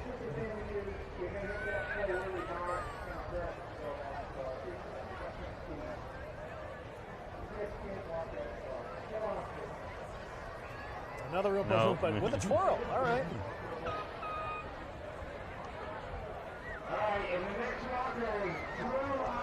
Another cousin Aiello, a part of the beach court. He's a solid walker. Drew Aiello. He's dancing his way down. Yeah. Now, folks, today's winner advances to tomorrow. Tomorrow's winner advances to Sunday. Sunday is reserved for champions. So, if you walk the Greasy pole at 1960 and 1, you can still walk if you want to today. That's what makes that special. And we've got Derek Hopkins looking for a 5-peat. He did a natural hat trick. The second person to do that. Yep. And then won last year on Sunday in his first walk. Yep. And his father's a 2-time champ. Yeah, Richie Hopkins. Another Roompa. Yep.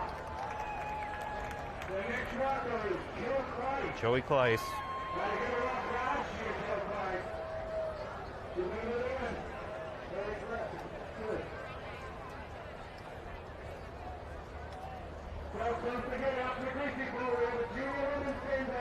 Water must be very warm today, Corey, because there's a lot of people beach side and pool side. There he goes. All right, the best walk Solid. of the day so far. Solid walk. You know he's out there when that pole starts bouncing up and down a good 6 feet. Folks here got wound up about that. That's beautiful out here today, Gloucester Harbor. Now, do you wait for the bounce to try to minimize You try. Back when I walked in on the old platform before it will bounce a lot more than that, and you basically waited. Oh, here we go. There we go. All right. Plus, the other thing on a day like this is when it was windy, sometimes the platform will actually move back and forth, and it would be. But now, I walked it 1 year on the new platform, and that was last year I walked, and that is solid. You know who we have? We got John Philpott. Oh, head over heels.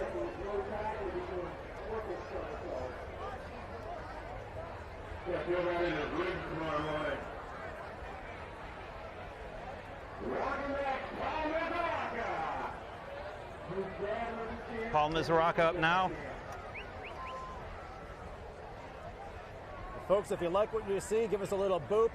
Subscribe. We're going to be here tomorrow and Sunday, 3:30 p.m. Eastern Time, for more of the Greasy Pole and the same boat races. from St. Peter's Fiesta. A lot of space on the beach there, Corey. Tomorrow will be even worse. Yeah. It won't be packed in. Yeah, high tide. Yeah, normally the beach actually connects and is twice as long. Not today. Not this weekend, in fact. No. All right, full concentration here, Spirit. No. Oh, No. boy. Oh, no. No. No. See, they gave him a little push. If he fell right there, he's going to hit his head on the platform, and that's not a good thing. Oh, really? Yeah. You might be a foot out, 6 feet out. You're still going to hit your head. And folks, you can stay tuned after this race as well. After the contest, we have the women's junior steamboat race finals. And the ladies are already in their boats. Julian Castellino, this is Gabe's brother.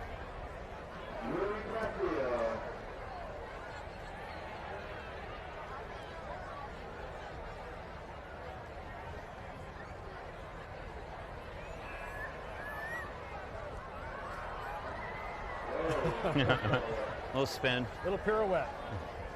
Next walker, Jake Sherrock.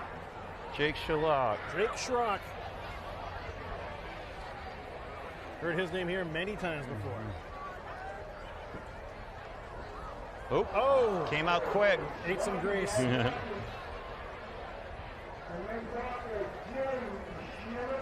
Jerry Shimataro.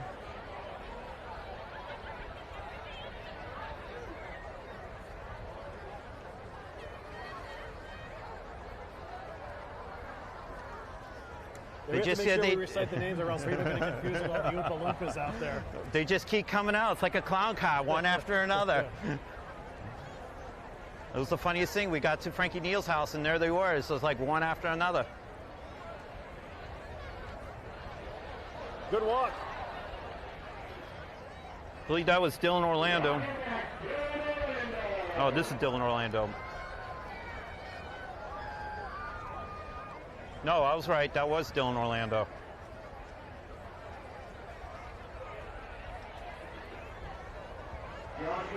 Yep. He wasn't waiting.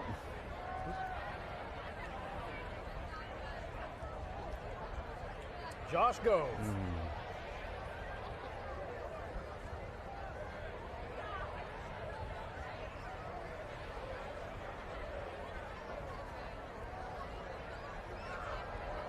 That's good. A lot of pitter-patter. Yep. Good first walk, though. The next walker, Terrence Lane.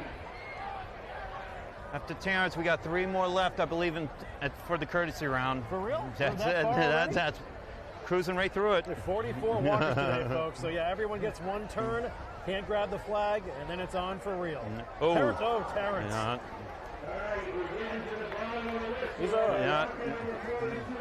Ben the cash. One of the Castros and Ben.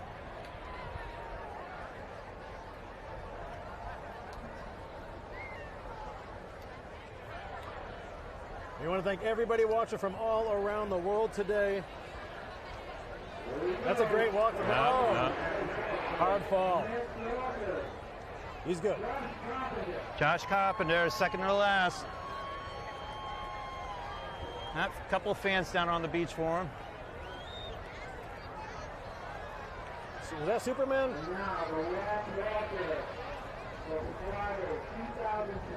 Angel Mikowski.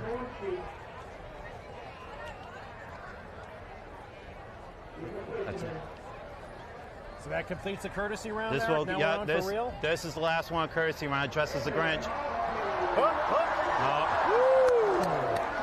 I believe he fishes on the Midnight Sun. Probably one of the only. I believe there's only 2 fishermen on the pole. All right, people Okay. like that, folks. That is the end of the courtesy round. Now it is for real. First to grab the flag wins and advances to walk tomorrow. These guys are all hamped up right now. They know it's for real. This could end right now. This could end 2 days from now. Yeah. We're working on it. So first one out of the gate will be Frankie Neal. Frankie Neal will be the first one. All right, here we go, kids. Here we go. Good luck, everybody. Keep your eye. This could go quick. Coast Guard and Harbor Master moving in a little tight. Yeah.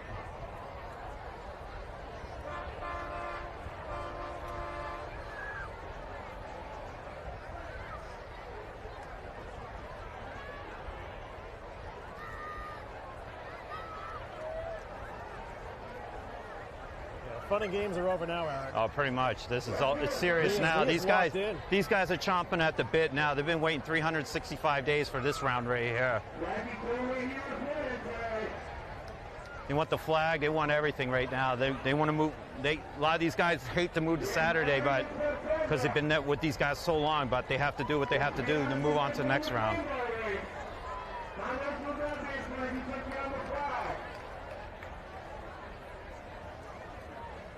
So, Eric, does it just get extra quiet on the platform, too, at this point? It does. It gets a... Here it goes. Here we go. Right. Oh. Oh. Good bid. Gets a little quiet, a little nerves. Some guys really take it to extreme. They don't want any noise or whatnot. Some guys live up for it. Next up should be Brendan Ciparini.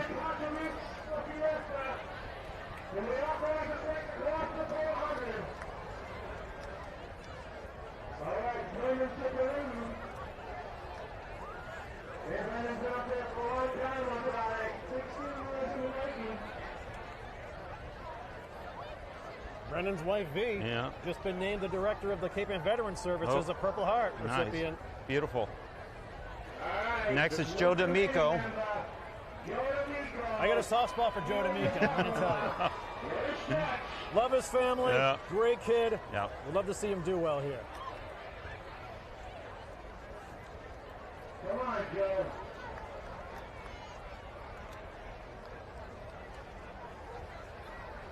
Here goes D'Amico. Pretty good, halfway. Next up is Joe Sanfilippo from the fishing vessel Cat's Eyes. One of the many Joe Sanfilippos, folks. Great kid. Love, great family from Pine Street. We think these might be the Oompa Loompas in Gloucester. Yeah. These Sanfilippos are.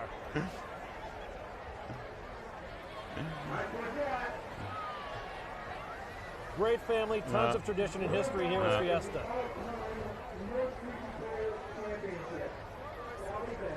Yeah.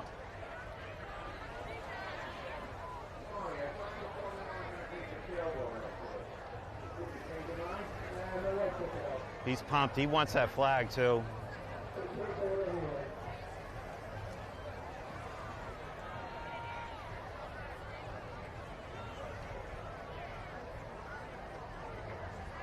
If you're just tuning in, folks, the first walker to grab the flag wins. We are beyond the courtesy round now. We are in round 2.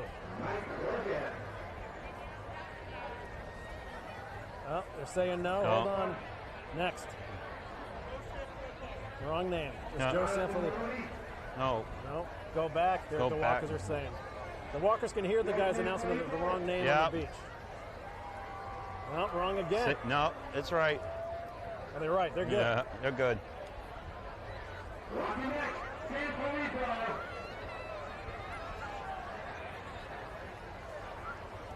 If he wins, the Sanfilippo crew over here on the end of beach course is going to go wild. Yeah, he is eyeballing it, pacing back and forth, rocking back and forth.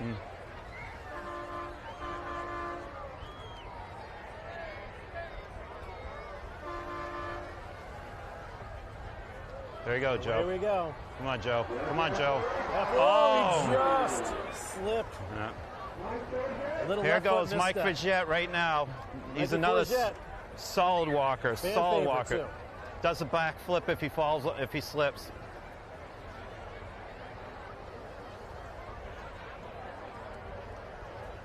His grandfather's Salvi, one of the great greasy pole walkers.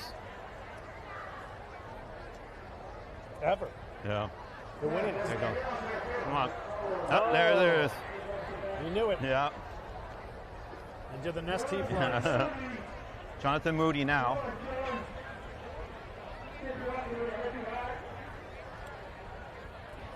Jonathan Moody.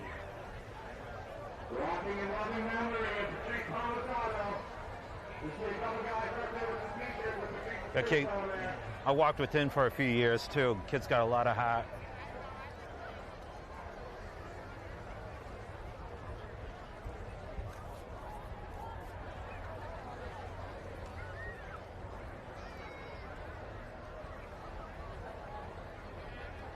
Come on, John. Ooh. Ooh. Oh. That's going to leave him out. Mike Jacobs is next. Mike Jacobs walking for Ed Lane.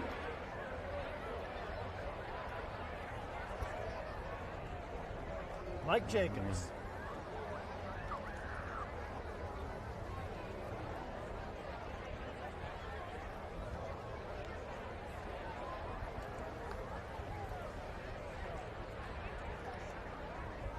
And away we go. There we go.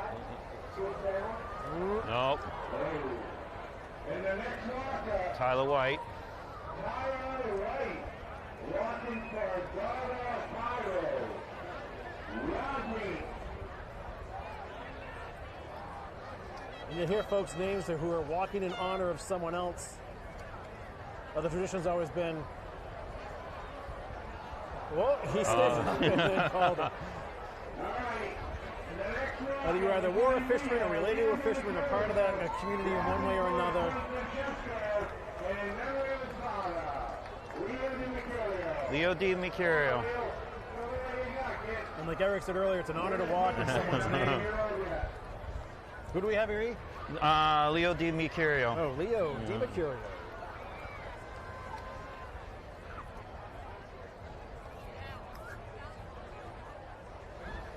Nope. Big back splash. Al Milfogli.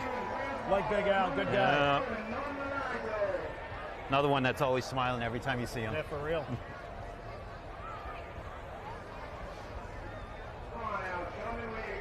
And you see the flotilla beyond the Greasy pole. That's going to be probably twice the size tomorrow. Oh, without a doubt. It's going to be crazy out here. Biggest party of the weekend. Remember the old days, Corey, when they used to wrap her around? There used to be about 300-400 boats out there. Seriously. They used to go like 6 or 7 rounds. Yeah. Ooh. Oh, no, hang. He's hanging. He tried. Cody Zappa. This kid can go take it too.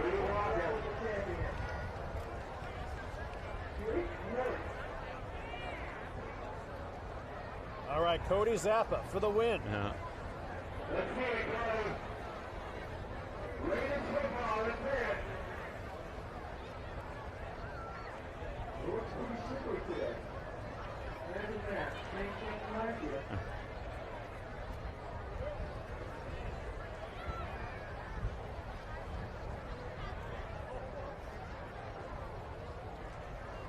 There he goes. Come on, Cody. There he goes. Come on, Cody. Oh.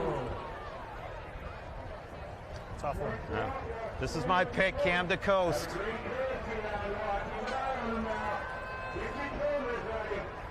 This Cam? The Cam. Cam to Coast. Cam to Coast. Solid walker. Is this your favorite? This is my pick. All right. This is my pick. I've been picking him for the last 4 years.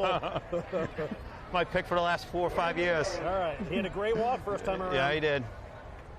His brother's out there on the finest kind that brought out the Greasy Pole walkers earlier this afternoon.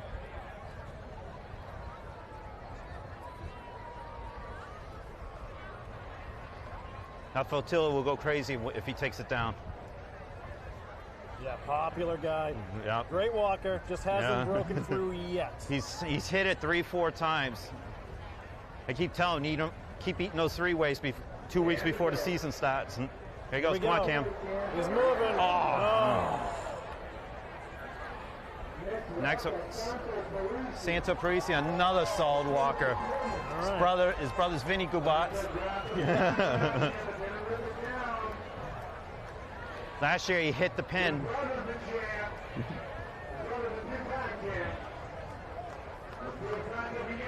If you're just tuning in, folks, that pole is more than 40 feet long. 40 feet protrude from that platform. Yep. About 200 yards or so from the beach. Right now they're probably looking at about a 12-foot drop right now. So Yeah.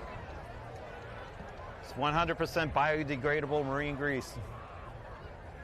Not like the old days. No. You hear the old timers talk about it all the time. The axle grease. I actually got to walk in it 1 year, the black grease, and that was it. It literally stuck to you. 2-3 weeks, you're still picking it out of crevices on your body. Oh, yeah. Yeah, if you ate the mussels or clams in the harbor, you know what it tastes Oh, like. come on, Hey-o! Santo. Oh, come on. He's going to be dreaming of that for weeks on end. That was tight. Great bid. Yeah. Andre Saputo's next. Big kid, had a great walk last time. All right, some of that grease is gone now towards the end of the pole. Yeah, but it's still slick. Still slick. Here we go. He's moving. He's moving, Eric. Oh! Big eyes. Yeah. Big eyes. What's the furthest you've ever got out there? What do you think? I thought a little over 3/4, but my family says that never happened. But when you're sitting in the water, you're looking up at it. It's a different story. Yeah, so. yeah, right. All right, who do we have? We got Nick Browning now. All right.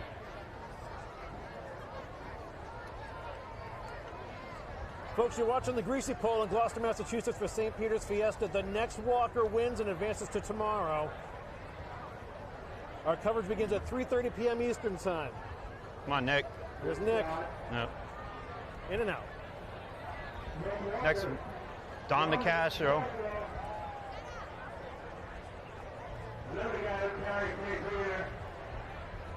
Another good kid, too. Great family. Yes. I'll be joined by John DeCastro tomorrow. He'll be my co-host for the events. Now here's Dom. Look at Dom. Look at Dom go.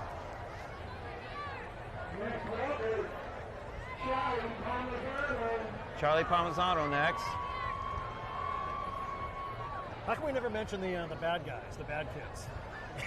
I don't think they make the list. we want to make it home tonight? Palmisano! Oh. Remember, he was the man in yellow that first time when that costume's off. Now it's Christian Palmisano. This is Joey Palmisano's son. Was that just luck of the draw that we had the Palmisanos back-to-back? Yeah, probably.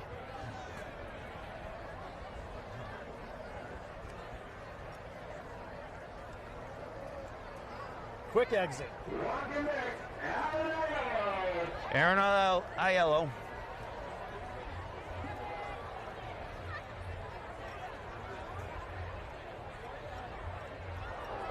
Oh, another quick exit. Huh?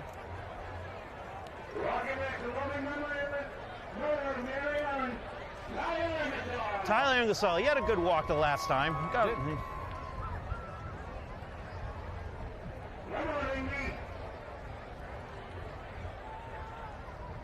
The family's huge in Gloucester sports. Oh, yeah. And then when it gets carried in on the shoulders of his brethren out there to the shore, up to St. Peter's altar, it becomes legendary around here. Pretty much.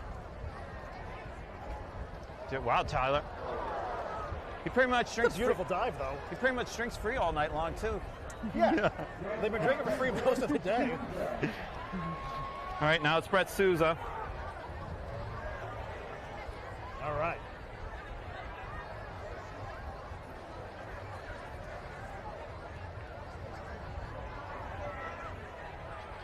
You can see some beautiful sailboats and schooners in the background. We have a great schooner fest coming up Labor Day weekend. If you're thinking about making the visit up here to Cape Ann in the northeast corner of Massachusetts, or come see us for Fiesta next year. Go Brett, go Brett, go Brett. Ooh. Oh. Took it on the chin. He's good. Gabe Cassiello's now. He could take it now. His kid's got big heart. Had a great walk the last time. All right. Following your lead, Aaron. All right, appreciate it, Corey. He likes Gabe Castiello.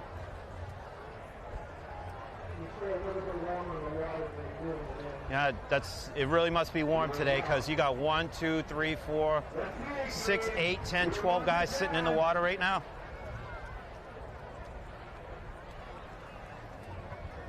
Breeze feels good, huh? It does. Beautiful sea breeze today.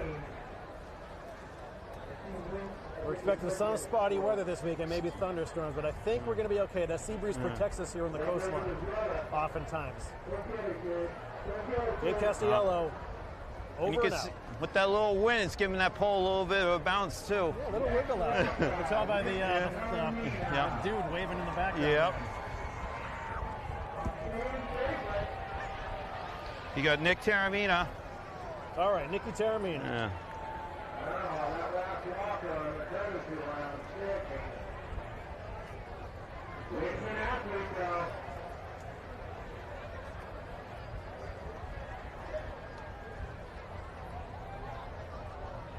Here goes Nick. Yeah.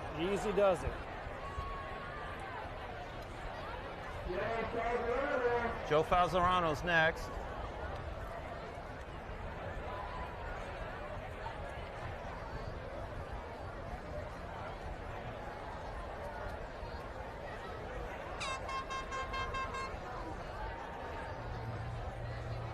Oh, stumbled early and Yeah. couldn't recover. Yeah. You usually give him that first free walk out of step out of the box. You probably got 3-4 feet. That's no grease there, but now it's greased up now, so you don't have a free step. Sal tried to get out there. He fell. He tried to stand back up again the last round, Corey. That's right. Put on a little show for us. It was a good bid. You got closer than most. You did.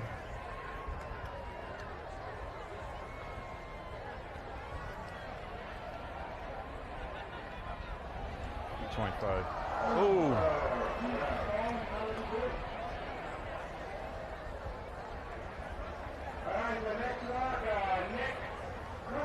Another.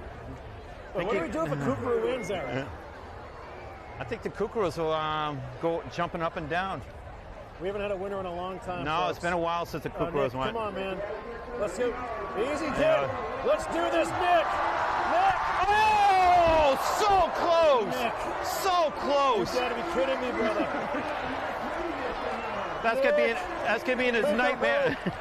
That's gonna be in his nightmares for weeks on weeks on weeks. Story of our family's life.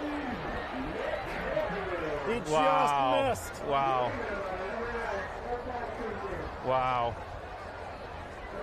Now first beer's on the I mean, here we're in the middle of the list now, so it's just he's- missed, man. he's in shock and disbelief right now. It's like It looked good the whole it way. did. I mean, he's a little slow, but Yeah. this is Johnny Antaranti. Crowd still buzzing from Nick's walk. Yeah. Nicky Muse.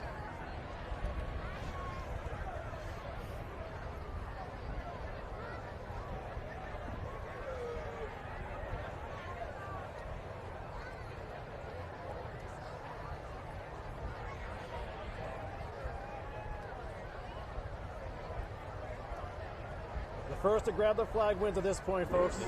Yep. And we just missed. And we're halfway through the second round here, Corey. Uh-oh, Nick. He's doing the tightrope. No. No. It never works. No. It never works. No. Out. No. That's how you get hurt. That's how you get hurt.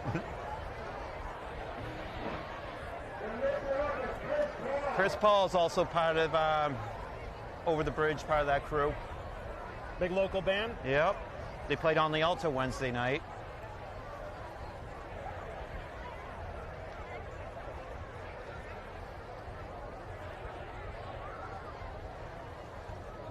Here goes Chris Paul, get doing it. all right in the white pants, It's folks. doing all right. Oh. Good luck in Golden State. Yeah. Next up is Drew Aiello. Ooh, that brings a little It roar does. from the crowd. Yep. How much? He's moving. Ooh. Oh. Everything came to a stop. Yep. He says if his father says if you would have won, he would have been stopping at 3 Beach Court, which was part of our family's house. Is this Colin Sweet? It's Colin Sweet. I believe his brother, Randy Sweet. He's a 3-time champ. Yeah, he got a big ovation too. Yeah. People are starting to feel it now. Yeah. His brother's Randy was a Friday, Saturday, and then the following year he won it on Sunday. I Yeah. remember.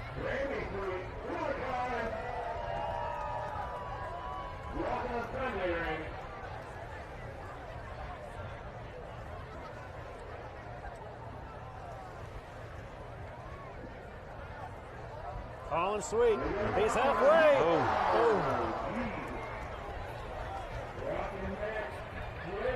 Joey Clace. Yeah, he had a solid walk last year too. Leo Saputo, last year's champ, waiting in the water for the boys to come out. That's Joey Kleiss, Yeah. eyeball on the flag. Yeah, 40 feet away. yeah. It's number 32 on the list. Again, 44 in this round, folks. But the first to grab wins. We've already passed the courtesy round. Here we go. He started quick. Started quick, slowed down. He's doing it. Tightrope. No. It seems like starting out of the box slow, and it seems to be working for a few guys right now. Yeah. We gotta get a brighter flag out there. It's like baby blue. It meshes in with all the shirts on the boats. Yeah. So it could be wrapped up because it's one solid flag now too. I don't know if it isn't.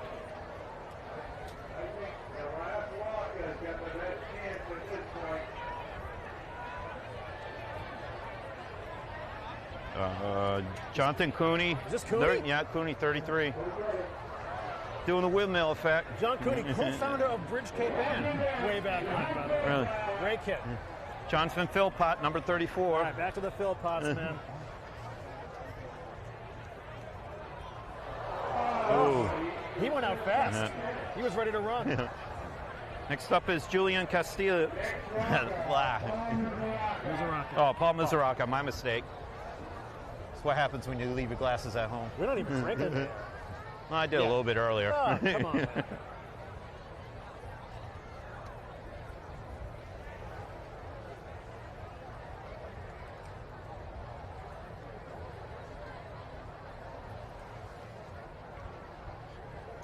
Paul Mizuraka for the win. And the chance to walk on Saturday. That family has a lot of wins back behind them. Tommy Mizuraka, the Favazas, Jake Wagner, Johnny Glasparisi. That's a big family win. Oh, he's starting slow. Another tightrope walker. Not even close. Yeah, no. He won't be happy with that. No. Yeah, remember his brother Gabe had that solid walk. All right, Julian Castiello. We're at number 36 out of 44. Or Castillo, however you want to do it, folks. Yeah.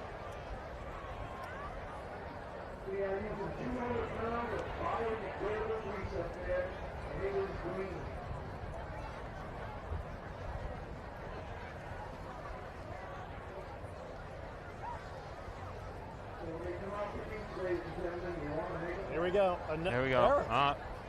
Another slow walker. Is this?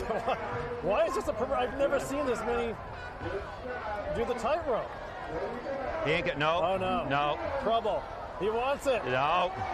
Not today.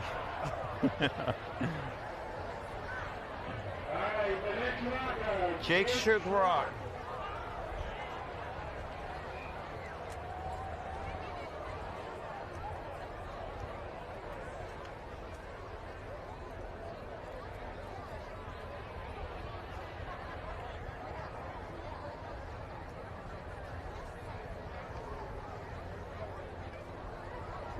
Jake Schrock. Oh no. The next walker is Jerry Shimataro. We got Jerry Shimataro next coming out of the box.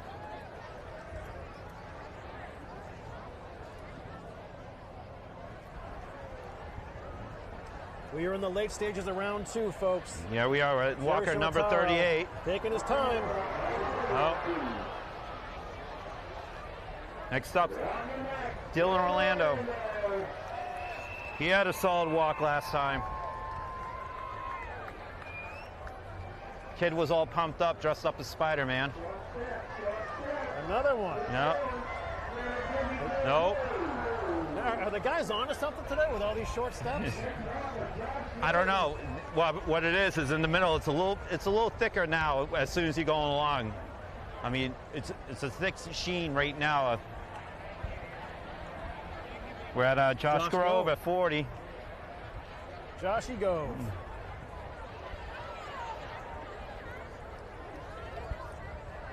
There's still a lot of grease up there.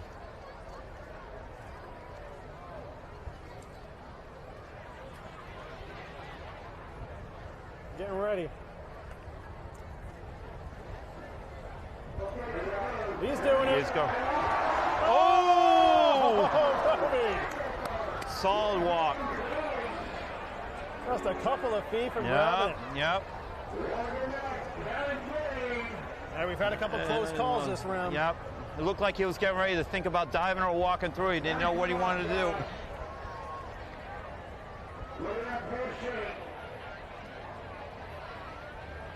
We're at Walker 41, Corey.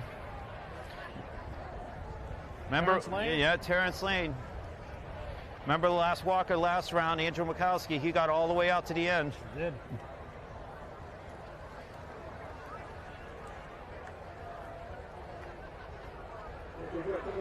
I'm sure he's hoping that he gets a second shot. Folks, you're watching the 2023 St. Peter's Fiesta live from Gloucester, Massachusetts. This is the Greasy Pole competition. Began here in 1931.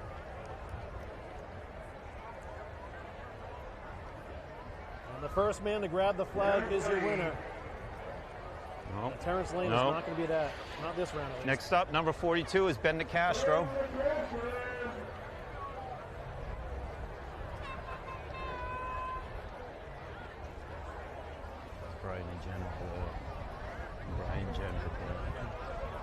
No. Oh, no. That was Ben DeCastro. Next up, we're at second to last walker there, Corey, for the second round. Josh Carpenter. Still a lot of grease out there. There goes Josh. There goes Josh. Oh! All right, bid. All right, we're at our last walker, number 44, Andrew Mikowski. Andrew Mikowski. Remember, he got all the way out there last round. Could.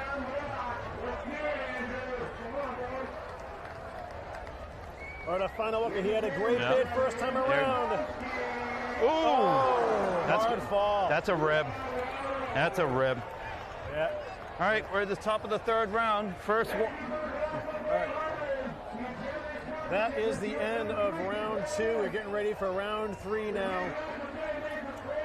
That, of course, includes the courtesy round where no one can actually grab the flag. We had 2 really close calls. We did. So now we're looking at Frankie Neal, the first one out of the gate. He had all the boys over at his house doing pregame activities. Beautiful.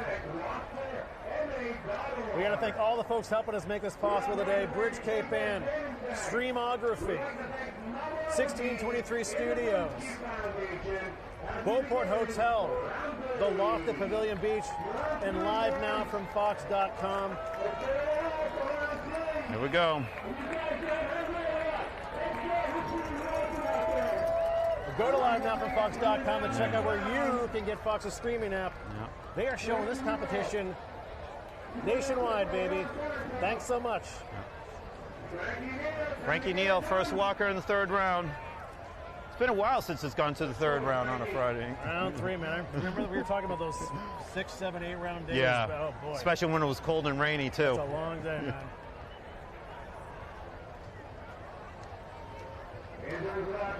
Now, to give you a little comparison, come Sunday, we are not expecting that Greasy Bowl competition to last much more than a walker or 2 after the courtesy round. No. So you're going to want to stay tuned for that. After Hoppy, there's 5, 6 walkers dynamite after him. Oh, Frankie Neal! Frankie Neal! Oh my God. And that's defending champ Derek Hopkins. He's won the last 4, Friday, Saturday, Sunday, and Sunday again last year. Brendan Chipperini's second walker.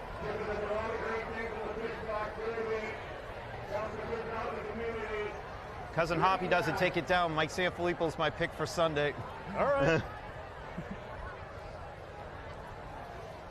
So the walkers are getting close to today. Yeah. Come on, Brendan. Okay, next up, round number 3, Joe D'Amico.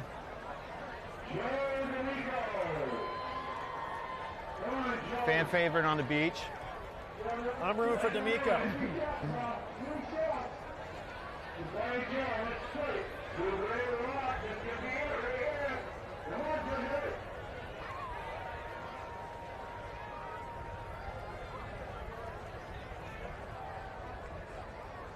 Swaying back and forth.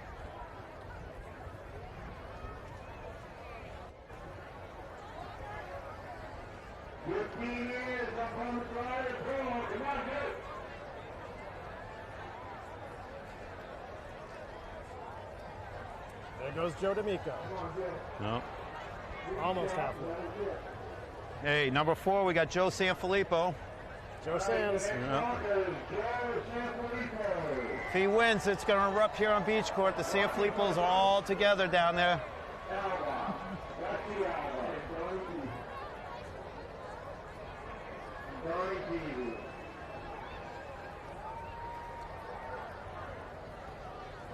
And don't forget to stay tuned after this. We have the women's junior sailboat races, the championship. We'll be rejoined by Nikki Parisi and Phil Francis, a combined 14 championships between them.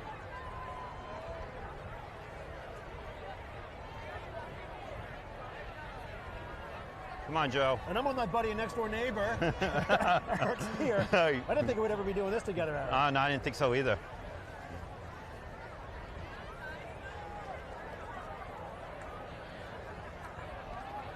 Still waiting on Joe, yeah. They don't want to let this opportunity slip. Nope. Here we go. Here we go, Joe. Come on, Joe. Come on, Joe. Oh. Ooh. Okay, Michael Fichette. This kid can also take it down, too. Number 5 on round 3.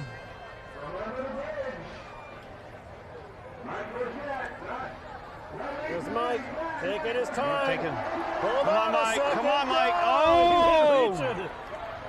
Felt he was closer. He was close. He's kicking himself now. Yeah. John Moody, number 6.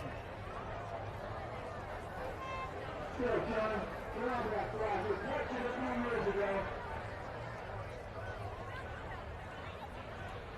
2011, I was in the water. I was close. Yeah. Well, not. And then, yeah, according to my family. But the pictures are there. But he walked 2 after me, and he slapped the base of it too. And he was in the water. He goes, "What did I do wrong?" I go, "I don't know." I'm trying to figure that out too. Now, I've never competed, but I've been out there and I've done the pole off season. Right. To me, the hardest part was climbing up the ladder. It's covered in barnacles. That thing would kill you. Yeah. Few years they redid the ladder, but they measured on the wrong tide, and it was short about 4 or 5 reins. So they put an extension on it, so a couple of 8mm twine, you try to tie it together. It was, you usually had 2 guys holding it, you try to get up there. Come on, John. Come on, John. Oh, Ooh. no. Mike Jiggs.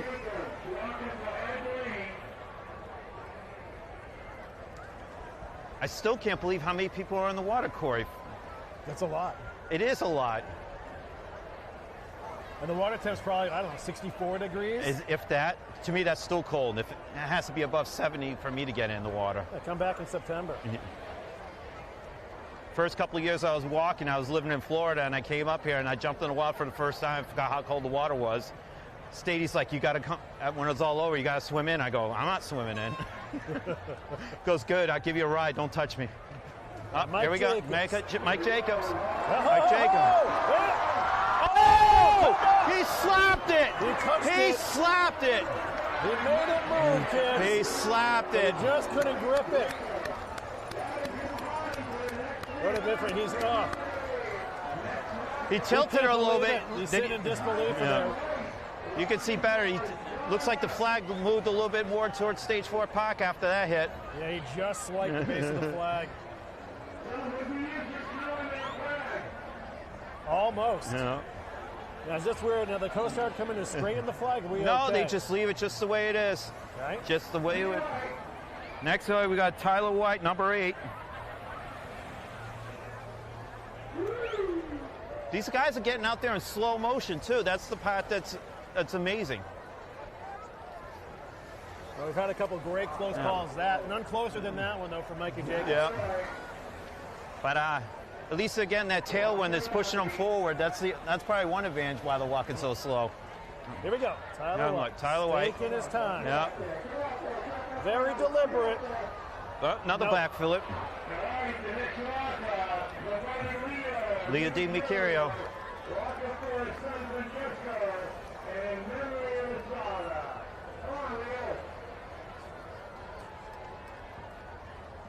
If you're just tuning in, folks, we're in the middle of round 3 of the 2023 Greasy Pole competition in Gloucester, Massachusetts, part of St. Peter's Fiesta. I'm your host, Corey Cooker, alongside Eric Spear. Come on, Leo. Come on, Leo. Leo DiMercurio. He got about halfway down that 40-foot pole. Al Milifogli. Come on, Big Al.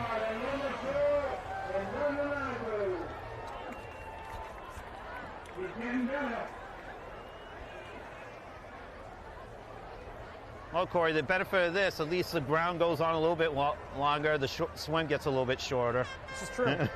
They gain probably, I'm going to say about 15 yards. Yeah, tide's starting to go out. Yeah.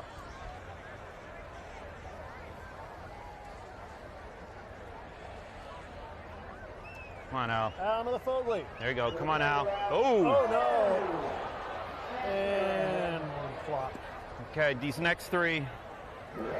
Cody Zappa, number 11, round 3. This is the meat of the order right here, Yeah, right? pretty much. You're looking at a solid 3-4 guys right here in the meat. That also could take it.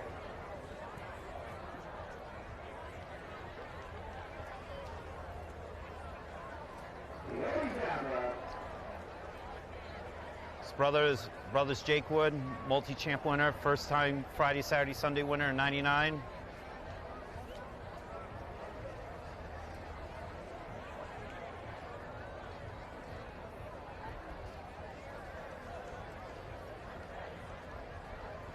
Cody staring down that Yeah, pole. hungry.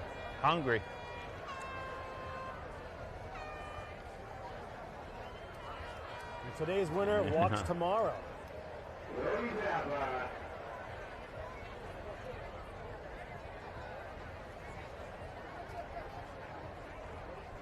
Come on, Cody. There he goes. Away he goes. There he goes. Come on, Cody. Good walk. Cody! Oh, He jeez, man. Missed. He gave it the cat's paw. Yeah. Crowd appreciate the effort. Yep. He hit that rag. And he set the table for your There we your go. favorite, There we Cam go. DeCoste. Cam DeCoste, number 12. Come on, Cam. Like we said, this is the meat of the order right now. You got Cam, you had Cody, you had Cam, you got Santo, you got Andre, Nick Browning. All right, people can feel it now, Eric. Yeah. Cam wins it. That whole flotilla out there is going to go absolutely batsa. 2 swipes at the flag, folks. That close to ending it. Come on, Cam. Cam's had 2 good walks today.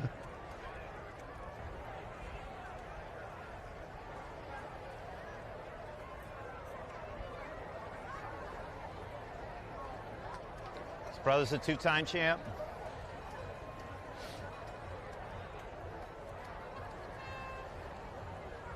Swaying back and forth. Sitting pretty far back in the box, too.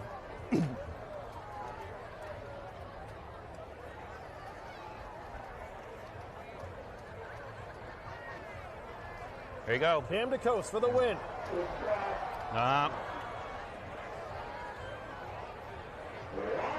Looks like I have to pick a new favorite for next year. Santo Parisi, another solid walker. Million Parisis in Gloucester, too. Yeah. His brother's a 2-time champ, a Friday and Saturday. Who's in charge of the list today up on the platform?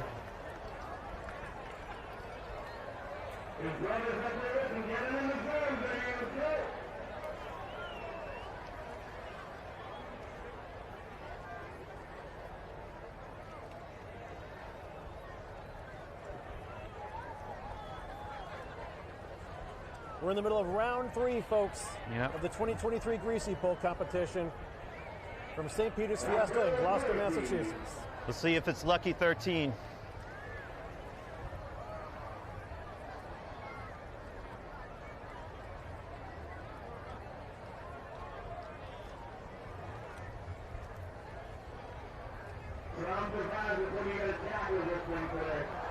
No. Oh, hold on now. Here comes the Here scooch. it He's a kitty scooch.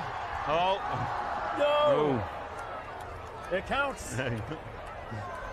One year, I believe it was 1951. It was a Saturday.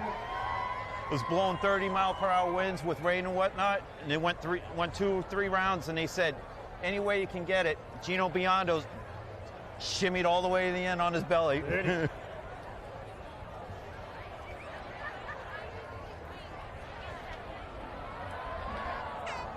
Oh, that was Andre. Now we're up to number 15, Nick Browning. Up to Nick Browning now. Yep.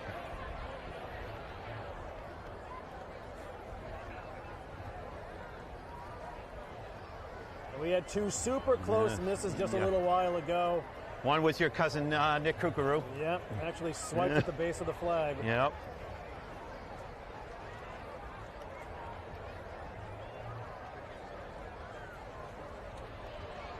Nick Browning. Yeah. 2, 4, 6. Never seen so many police boats out on a Friday. They do such a great job while they're out there for them. Watch them, bring them in. Come on, Nick. There goes Nick. No. Slow walk. Nope. Not enough pace. Yep. Dom Nicastro, number 16. We're in round 3.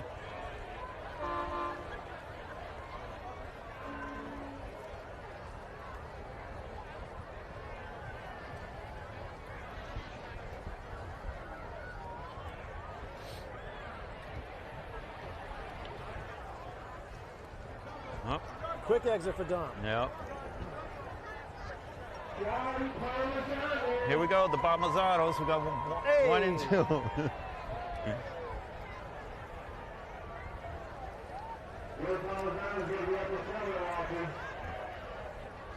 Joe Palmisano was a big help for me in doing that Fiesta documentary. Beautiful.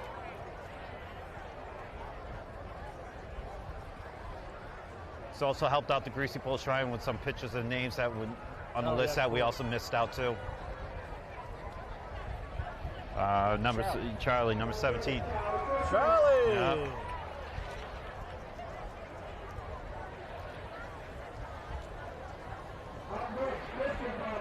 Christian, number 18, round 3.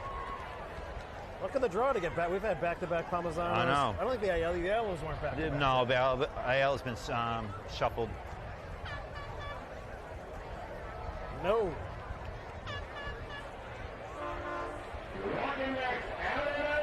Aaron Aiello.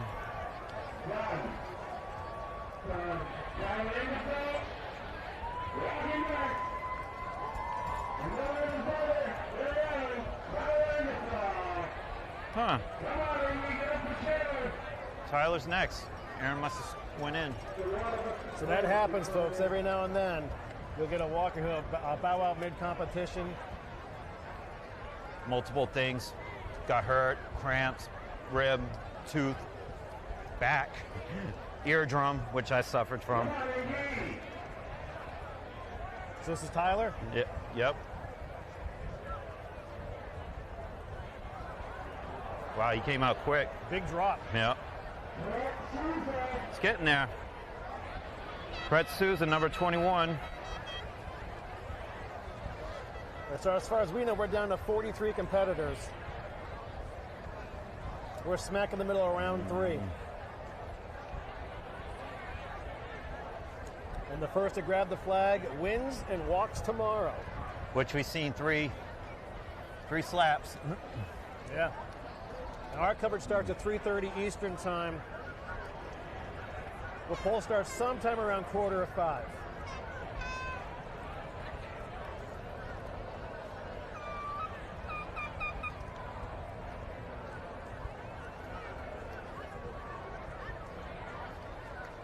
Only one drone out there, Corey. Last Sunday there was about at least a dozen, 15 of them. Almost simply needed like air traffic controller out there. Brett Souza? Yeah, that was Brett. Okay, this is Gav Castillo. He number 22. He had a good walk.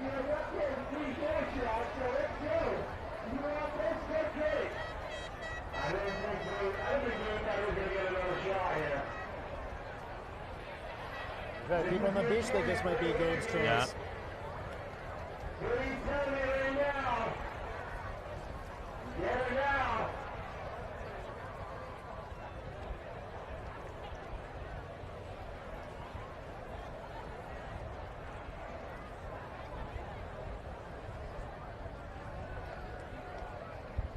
There goes. There goes Gabe. Looking good. Oh. End over end. Number 23, Nick Taormina. Gabe's going to be thinking of that one, too.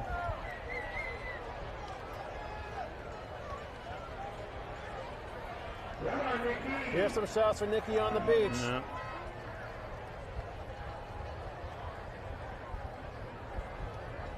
Two, 4, 6, 8, 10, 11 walkers in the water. Either staying warm or they know it's coming down, one or the other.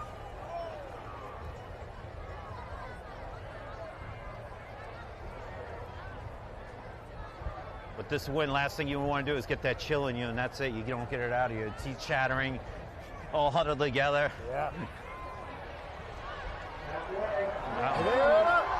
No, Nick Taormina!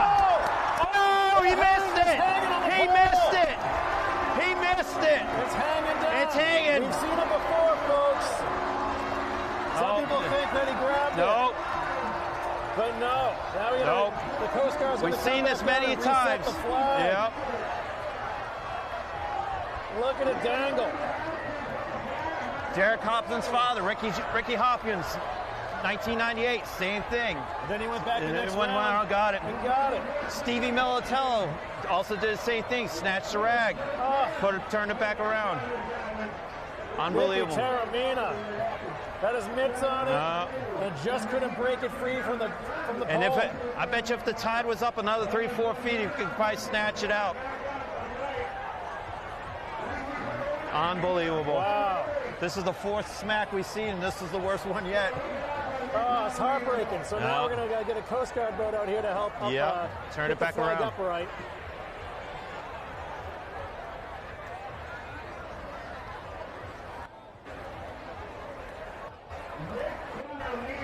Unbelievable. Unreal. Unreal. Now, last year we had a delay because the flag actually blew down in this position. It was like a sail last year. Yeah, they actually had to take the flag part off the stick. Unreal. So, folks, if you just tuned in, Nick Taormina had his hands on the flag, just couldn't pull it free. Nope. And there it is, dangling at the end of the greasy pole. Yep. So close.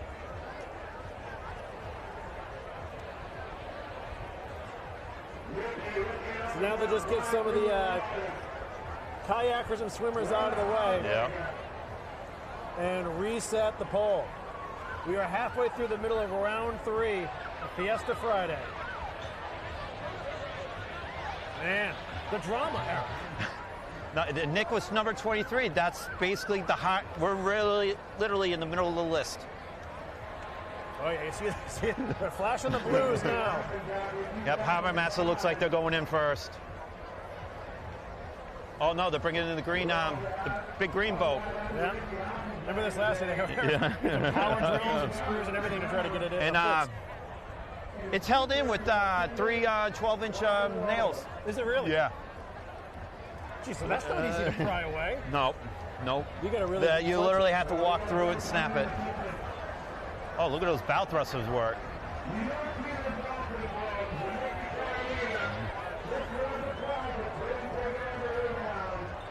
He's like, what do I do now? Do I swim in or do I go back up and hope for the best? Seriously. Well, that's going to be stuck in his mind forever. I mean, look, he's like the 4th, I believe. He's the worst one of all. Between Nick Kokoro and Taormina, their hands are all over it. Nick swiped the bottom, boy, Nick. Their DNA is all over that flag. Yeah, Nick Kukuru just swiped the base of it. Nick Taormina actually had his hands on it and just couldn't pry it free. Thought he did. I think he thought he was dropped in the water behind him till he surfaced. I believe it was Josh Grove or Josh Carpenter. It was the other one that took a big swipe at it too. Yeah.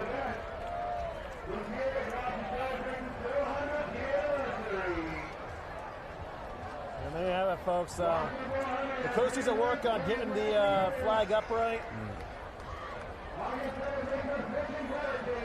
We want to thank everyone for being with us today. I am your host, Corey Cougar, alongside Eric Spear, bringing you the Fiesta Friday Greasy Pole competition. We've got women's junior sailboat races after this. The flag is back up. The crowd goes wild. As they say in Way World 2, game on. Here we go.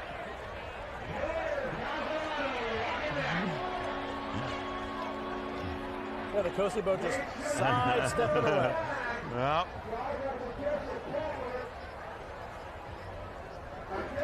Man, as close as it gets. Yeah. It's going to be having nightmares for that. Well, that was the amazing thing about Richie Hop, because we've seen it happen before, folks, except in that year. Oh, here we go. Look at this. There you go. Oh. Next up. That was Joe Falzarano. Yep. Next up is Sal Taormina.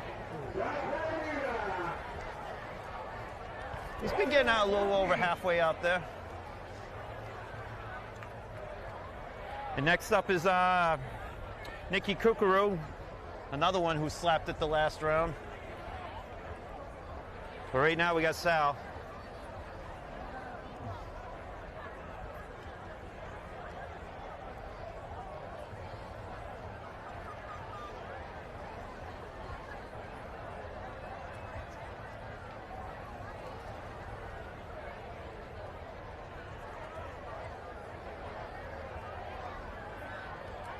Sal Taormina for the win. Yep. Number 25, round 3. Wow. Ooh. Oh, wow. Watch him.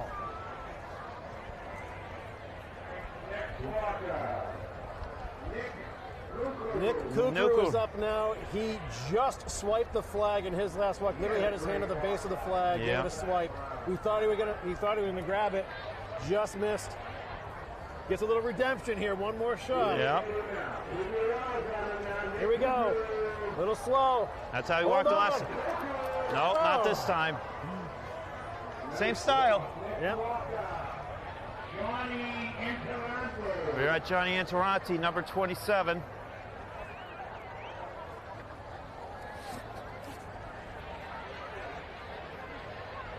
Here goes Johnny, leaning right. Oh, that's a back. Yep. Next up is Nikki Muse.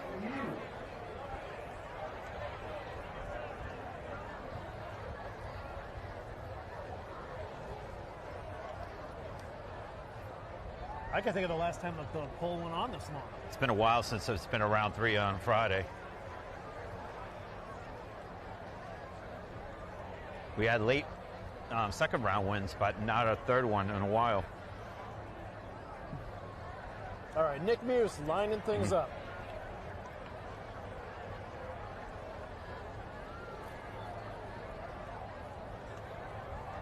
Nick Muse.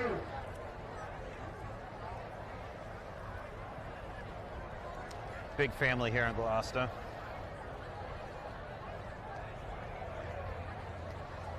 There's Nick.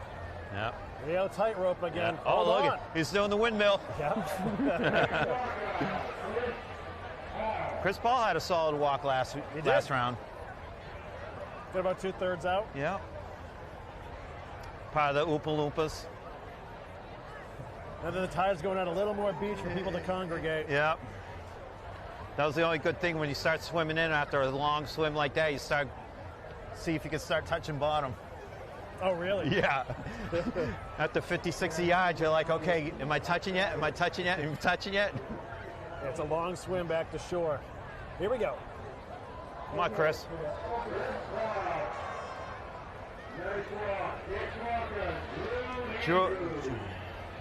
Drew Aiello, number 30, part of the... Yeah, yellow can cheat the beach court. Yeah, come on, Drew. There goes Drew. Come on, my Drew. He likes to get out there with some speed. Yeah. Safest spot. Oh, big one. For Colin. These brothers are 3-time champ. Friday, Saturday, and then the next year you want it on Sunday. Now that sun's ducking behind the clouds, that's going to make that water feel a little colder. A little colder. I'm sure those guys are chattering real hot up there on that platform. That's why some of those costumes come vital. If you had a pullover or something like that, keep you extra warm. Look at this. Hold on. We got a winner. Number 31, round 3. It's got joined on Saturday. First walker. Beautiful. Folks. Colin Sweet is your 2023 Fiesta Friday champion. He will walk tomorrow. He'll be the first walker tomorrow. First walker. Nice walk. Lots of close calls. So now you're going to see the other walkers go in, surround Colin. They'll help him swim back to the beach. They'll carry him up, lift him up in the water, carry him down beach court, bring it down to Fleece Royal, where they all take pictures in front of the Greasy Pole Shrine. Then after that, he's going to party for the rest of the night. Man, Eric, so many close calls at round 2. Round 2, and then round 3 with Nick Taramina. There you have it, folks. There's Colin Sweet on the water. Yeah.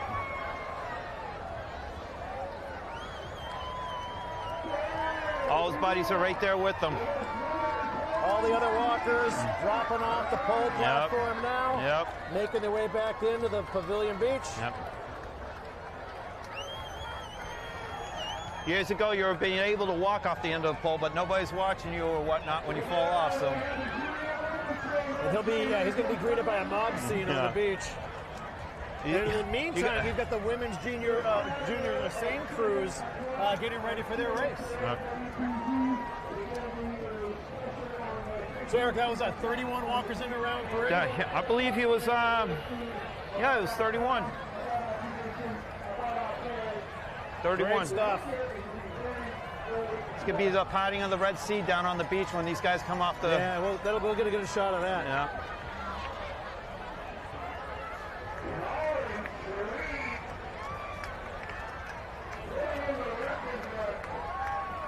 And Colin was moving out there in that pole. Yeah. None of those baby steps, Yeah. none of that tightrope walking. You got that tailwind, too. It's like flying back from West Coast to East Coast.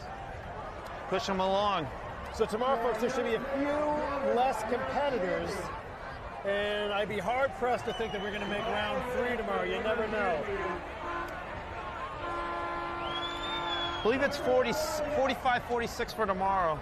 Is it really? Yep. Oh, wow. Yep. As of now. As of now. With us tomorrow. Yeah, well, the list is pretty much set now. The list is set, so. And then on Sunday, I believe or so?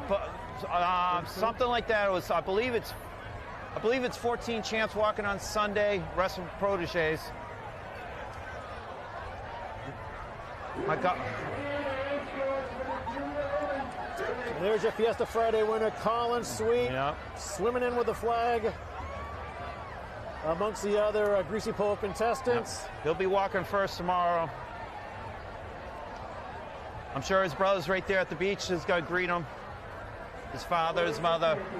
He's psyched. You're going to hear some Viva San Pedro chants once he hits this beach. Leo Canaval, last year's winner, is waiting for him.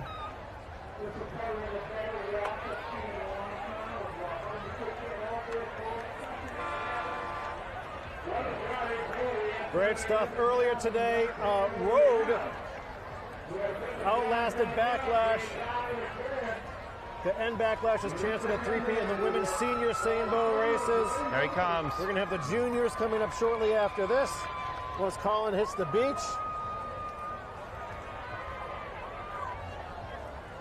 Oh, you can almost stand now. Yeah, they're pretty much touching. See if they can. And Eric, I want to thank you a ton for doing this today. Appreciate you were a huge help. That was great. I appreciate it. It was a fun one, huh? Yeah, I appreciate the call on that one. Yep, they're pretty much. If you're about 6 foot right now, you're like, okay, now I can touch. Not me. I need my water wings out there to get back in.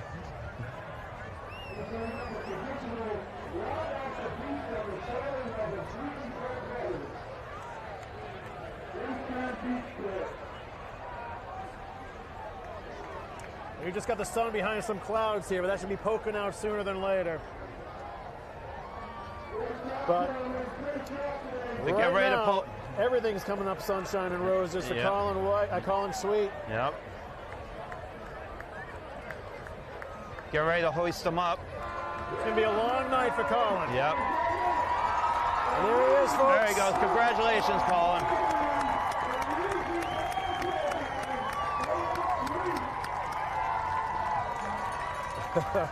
That's a new tradition. I like it. I do.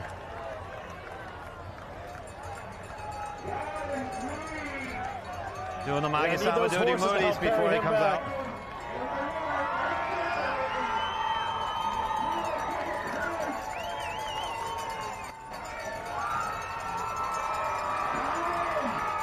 There's his brother right there, giving a nice beverage for his hard work. Here we go. Absolutely.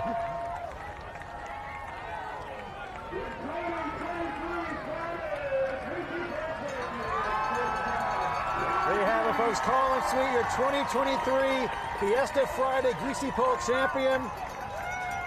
Carried on the shoulders of his brothers out there. The other competitors, they're making their way to the altar.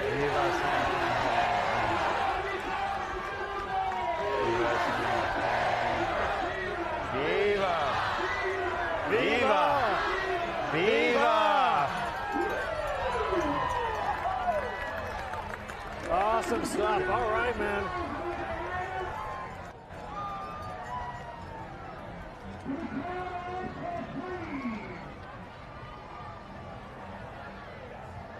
All right, so there you have it, folks. Unbelievable finish there. Colin Sweet is your Friday winner. He's going to be walking first thing tomorrow, and our cover starts at 3:30 p.m. Eastern Time. They'll get out there around 4:45 or so, but we're going to have all kinds of same-boat races in the meantime, too. We have actually the women's junior race happening very shortly here. We're going to bring Nikki Parisi and Phil Francis back with us in a bit. I'm joined by Eric Spear. He's walked this 13 times? 13 times. Unbelievable. Ever get your mitts on Thank that you. flag before? No, Even close? No swipe? No, not swipe. We want to thank you for all I your appreciate time and it. effort today. I Awesome appreciate it. stuff. We want to mention that you're one of the creators of the Greasy Pole Shrine. Yep. People can enjoy that right here down on Commercial Street. Commercial Street in front of Felicia Oil, the big green shed, between, also in front of the hotel. So, And how you celebrating the rest of the weekend? fiance's coming up. Whole family. We live three beach court. That's where we're at. Yeah, Yep. beautiful, man. Yep. Family tradition. I might have to call or text you at some point if I need some knowledge for the weekend events. Okay. But awesome I'm stuff. right down the street. Yeah. Or Hey, right, dude, or right down the truck, right on the other. enjoy your Fiesta. I kid. appreciate I'm sure it. I'm going to bump into you Yeah. 100 times, All right, man. thanks, Corey. Yeah, Bona Fiesta. Bona Fiesta. All right, thanks, Eric. You can go right All right. off. Take one last look out there at the water, folks. You've got the women's steamboat races ready to happen. Are you done? I'm done. We're going to bring in Phil and Nikki. You can step right in, guys. We're fine. I don't have it on me, Phil. So welcome, folks. I'm Corey Cooker from Bridge Cape, and here's Nikki's joining us as well. I'm joined by 10-time Sailboat Race champion Nikki Parisi, 4-time Sailboat Race champion Phil Francis. We've got the women's junior races happening sooner than later. All right, scooch in towards me just a touch. Hello, hello, hello. Welcome to beautiful and historic Gloucester, Massachusetts. You just saw Colin Sweet win the Friday Greasy Pole. That was a fun one, huh?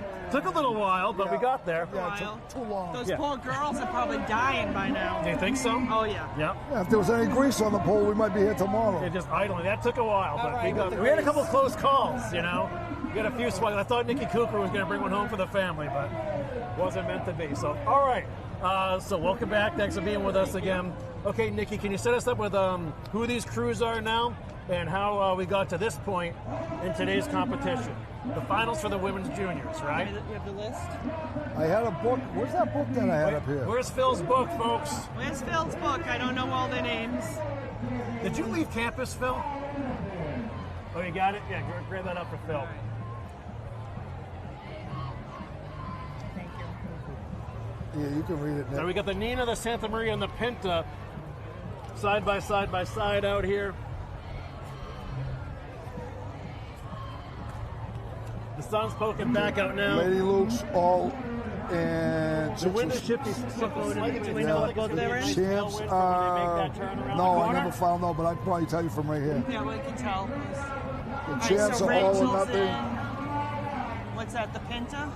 Rachel's in the Control Pinta. chaos, folks. Rachel got Alexis is in Santa Maria. So if they missed that first Rachel's the round of champs, Sambo all or races, nothing. All right. Luke's and And the Nina is Chicks with Sticks. Yeah, Ralphie. okay. All right. So, you want me to announce them? yeah, and I can do this too. Okay. All right, so we have I would Santa have to take Maria. my We have glasses Lady off, I Luke's can't in see. left, right? Yep. Lady Luke's Yep.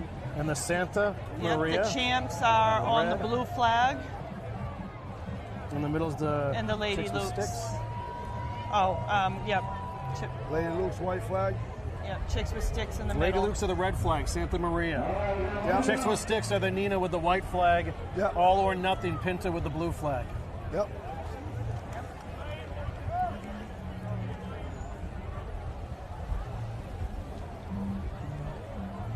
And All or Nothing are your defending champs.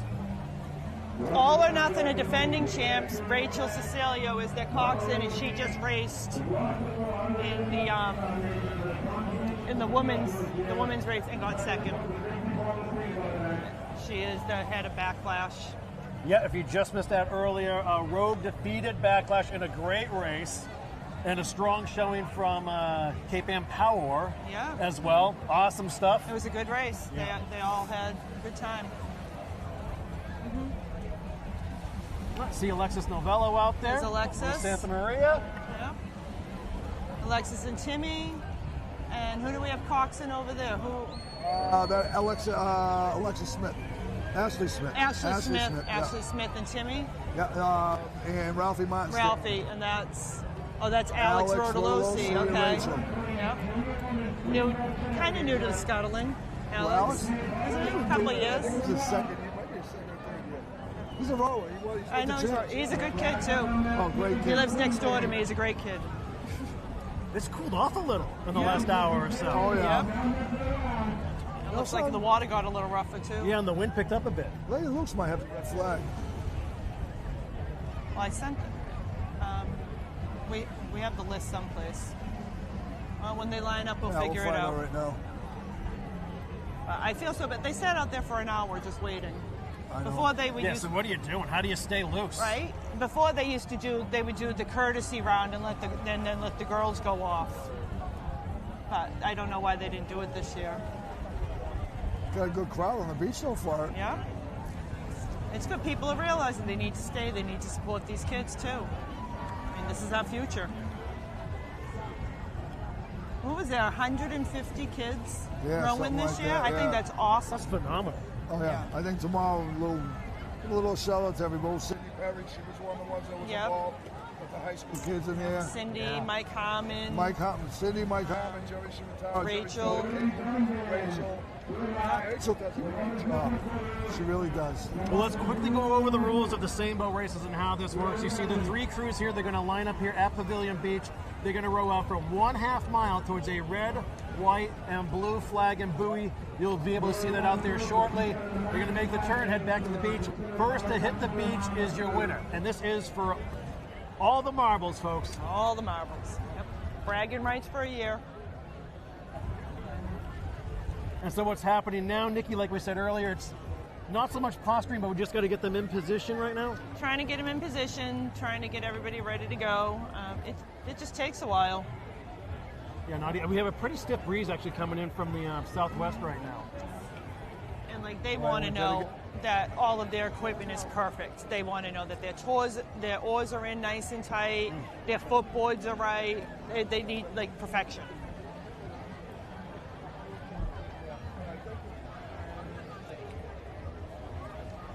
Yeah, and this gets difficult, folks. It could take a little time as they try to line up the three boats. And you'll see each boat will signify whether they're ready or not. You'll see arms raised in the air, and they wait when once all three boats sort of fall into place, fall into line, we can go at a moment's notice. We could also have a little delay. There might be some posturing. You might want to try to get a little more momentum going before everyone agrees to start. I think Rachel's going to start this race. Yep. Yeah, she'll wait. I think she'll wait for them to put their hands up, then she'll just tell them to get in and row. Now Rachel's going to start this race. She's already got a little bit going on. She doesn't have them feathering yet. But.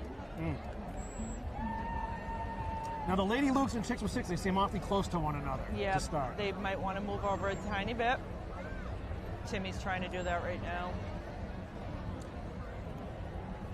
And again, we have Lady Luke's in the left lane. That's with the red flag and buoy in the Santa Maria. Chicks with Sticks in the middle lane to the white buoy in the Nina. All or nothing, your defending champs in the Pinta. He might go. Yep. Going to the blue flags. Defending champs. All right, middle boat's ready. Second boat's making a move. Lex is ready. Yeah. Creeping out. Well, Lady Luke's have about a half a boat lead right now already. They're going to bring him back up now. Yep. Yeah. This reminds me of the men's final last year, where it took a long time on Sunday to get those guys lined up. Yeah, until they're perfect with it. Well, yeah, I mean, you don't want to give anybody an inch. You know? And you also got, there's one or two guys that just like to play the games. And woman. Oh, yeah. There's woman here too, Phil. I forgot. I'm sorry. No, That's why I'm here. I said guys. So I'll That's why I'm here. The guys. Listen, I already got one St. Boat crew hating my guts right now. Okay? Phil, I could never hate you. Just another Fiesta. I could never hate you. You gave me my first win. Never hate you. Yes, I did. That was a lot of fun that year. We had, Came out of nowhere. We didn't expect that. Oh, it came out of nowhere. Nice crowd gathered on Pavilion Beach still. Fiesta Friday. Beautiful evening here. I'd like to clear a little something up, though, that I heard down on the beach. Yeah. That the commentator said that Rogue was the best women's crew in history. Which they are awesome, and they may wind up being the best women's crew, but Affirmative Action has 5 straight wins in a row. Wait, it was one. And Audacious has 7 wins total. It was one of them that said it? Yeah. Well, here's the problem. I can look down there. There's only one guy down there, and he's doing the least amount of talking. He's the only one that ever pulled an oar. There's 2 other guys ever pulled an oar in their life, okay? How did they get that job? He's on the Fiesta committee. So just remember. Yeah, a lot of great legacies. But again, here. anybody that gets out there is just a little bit crazy.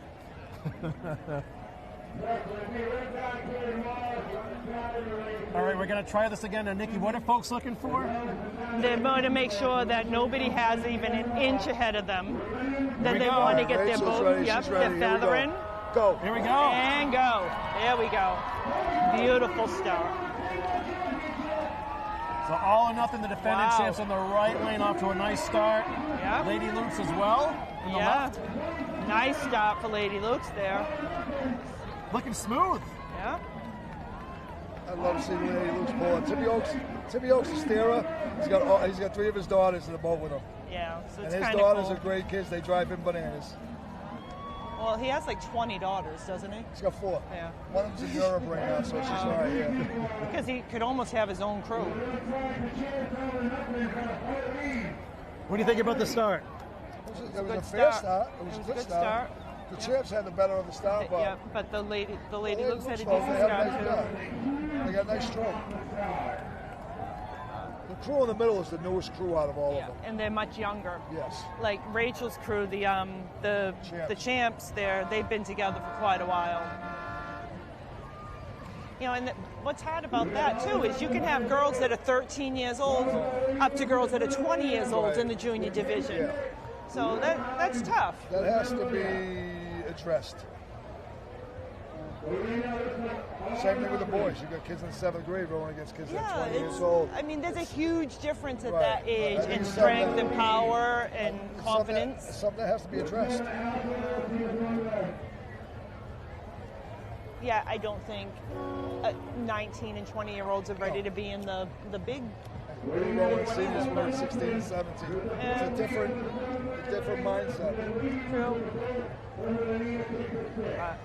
I just think these kids are awesome. Like I said, I mean, I've seen some of them. They're about 5 feet tall, 100 pounds, and they're rowing these boats. I saw that with the little boys elimination, 7th grade kids coming up to my chest, and I'm not the tallest guy in the world, and I think it's great. Yeah.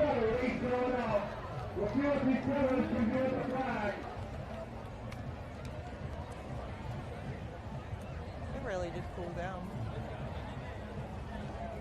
Well, Lady Luke's doesn't look like they're far behind the champs right now. With them. They're right with them. Are chicks with six? Are they kind of all over the place here? Yeah, I'm misreading this. But they're the youngest. Okay. They're the youngest, and Ralphie does a great job with the kids. He's just inexperienced as a steerer. You know, he's a great coach. We won together. He's a great coach. Yeah. So all or nothing off to a strong start here. Yeah. Yeah, but the Lady Lukes, they don't look that far behind Lady Lukes. Like a little push right now.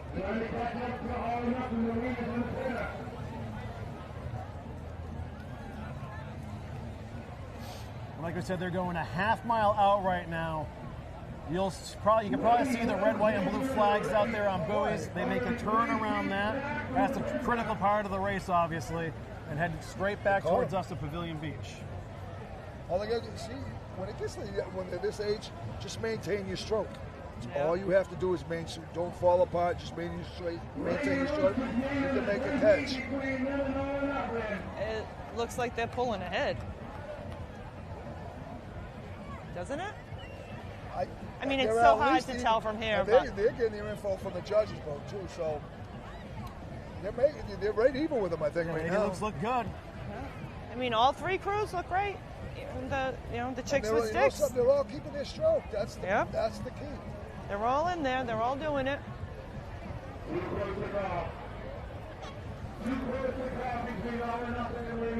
Now the Lady Lukes are going to have a big advantage at the flag if they're even, because they have a seasoned veteran as a steerer. So are we getting near the point where they're starting to getting ready to make the turn, preparing for that? They still got quite a ways to go. Probably another 50 yards or so before they start thinking about that. What do you think? Well, probably about 50. Yeah, about 50 yards. Even though everybody's version of 50 yards is totally different. Oh, yeah. Tony Frontero's version of 50 yards is about 2 miles. But we love him. Still got 50 yards.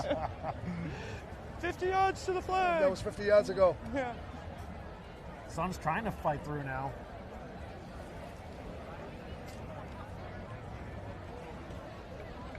And the breeze has quieted a little bit, but it's still going to be a bit of a tailwind as they make their way back. He's right on his flag, Lady Luke's. Timmy's right on it. And so is Alex, the champs. I think the Lady Lukes have a lead right now. It looks that way. They're already starting to shift a little bit.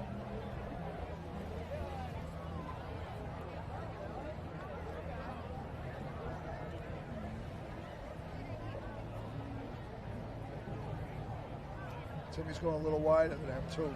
Best move with these boats. Folks, you are watching the Women's Junior Seine Boat Finals happening right now. Between the Lady Lukes and the Santa Maria in the left lane. They're going to start turning. Chicks with Sticks and the Nina in the middle lane. All or nothing in the Pinta in the right lane. They are your defending champs. But they're in for a battle right now. He's starting to make his move.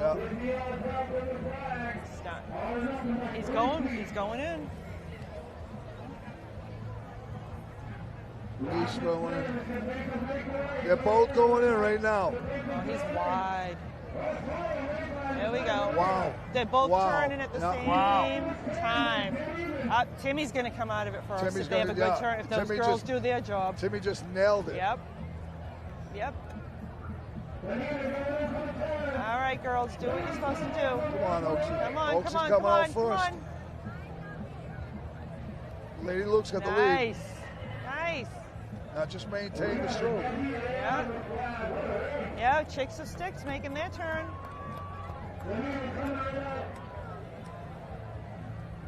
Say Luke's have it a little bit. I got a turkey, Oliver Nothing, and Lady Roots. 6 and 6, ready to lift it out of the turn.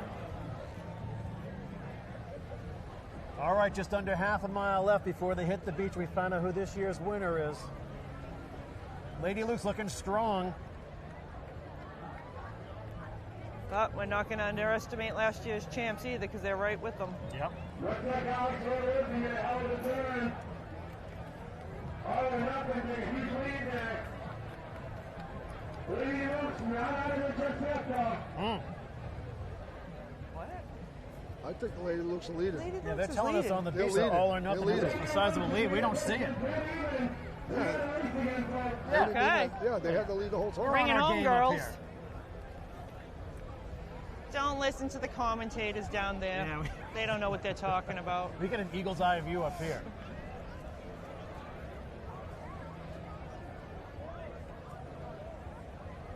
Oh, they need to stop. Oh, man. Seriously? You can't do that. No way. The Schooner Fest isn't until Labor Day. No way. Get that on camera. Uh-oh. And here comes the Coast Guards. Yeah. Yeah. Cutting off the schooner. Seriously. Come on. They're going to hit, and now they're going to hit the wake from them, too. Yep. But it won't be as bad as from the schooner. No, well, the Coast Guard didn't stop them, did they? Wow. Seriously? This was our big worry, folks. Wow. Oh. What an That's so not cool. What a nitwit. Look at a ticket. Now these poor kids are going to get that wake. Even the cruise ship knew. Stay out of the way. That's ridiculous. I mean, you'd think they'd know better. Yeah, now the rower's going to deal with that wake. Yep. Oh, yeah. Hopefully it dies before it gets there. Looks like the Lukes are falling behind. No, I think they still got the lead. Think? But it's not a big lead. Real gutsy performances here. Yeah. They're all working.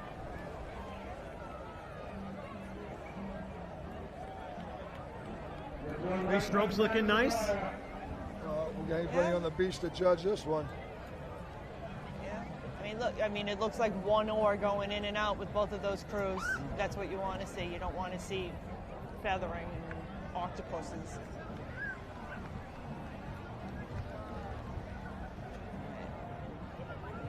However, it does look like Luke's is starting to fall apart. The Lukes Keep have, it going. I bet the Lukes have probably maybe about a half a boat right now. Yeah, but a couple of their oars are off. The Coasties just cut off someone else at the pass. Come on, ladies.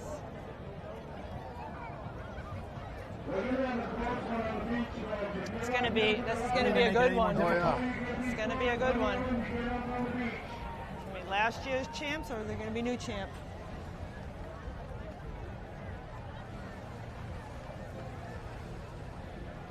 This is a great race. Yeah, this is fantastic. This is a really good tight. race. Nobody can make a move. No? The Luke's by a half a boat right now, about a half a boat right now.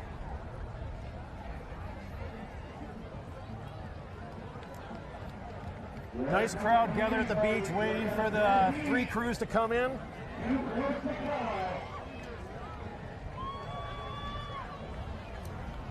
They're picking up their stroke. And Nikki, where do the juniors go to celebrate?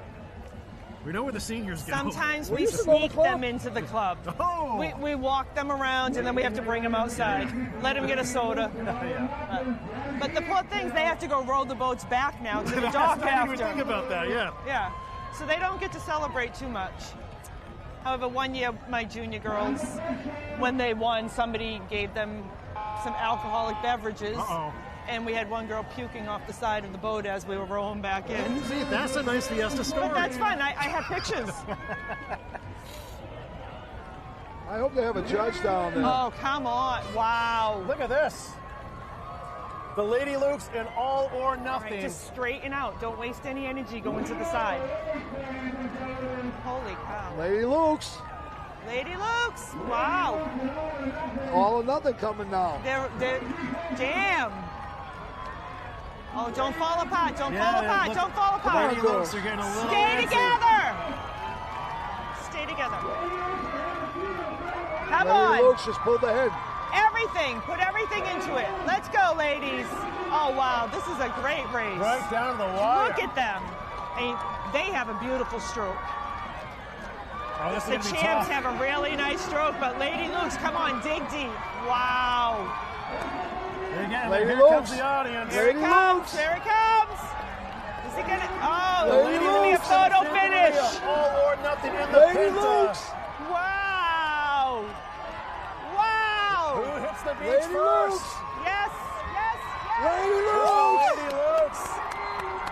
By less than half a boat. Lady Luke's is the happiest person in the world right now. That is fantastic. Wow. Wow. They're Told all me. good. He told me if he wins this race, it'll be the greatest race. Look at that. Look, his all his daughters. daughters. Oh. Look at that. It was a good race all around. Pinta gave up a really good fight. You know what? And these kids, Here comes they're Six with going Sticks. places. Yeah. And you know what? I'm not afraid to admit it. I got a tear in my eye on this. That was beautiful. I'm very close with him. I know what it means to him. Yep.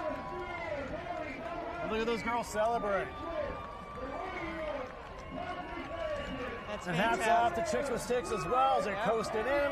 What All a three race. crews did great. That was a great race. What a race.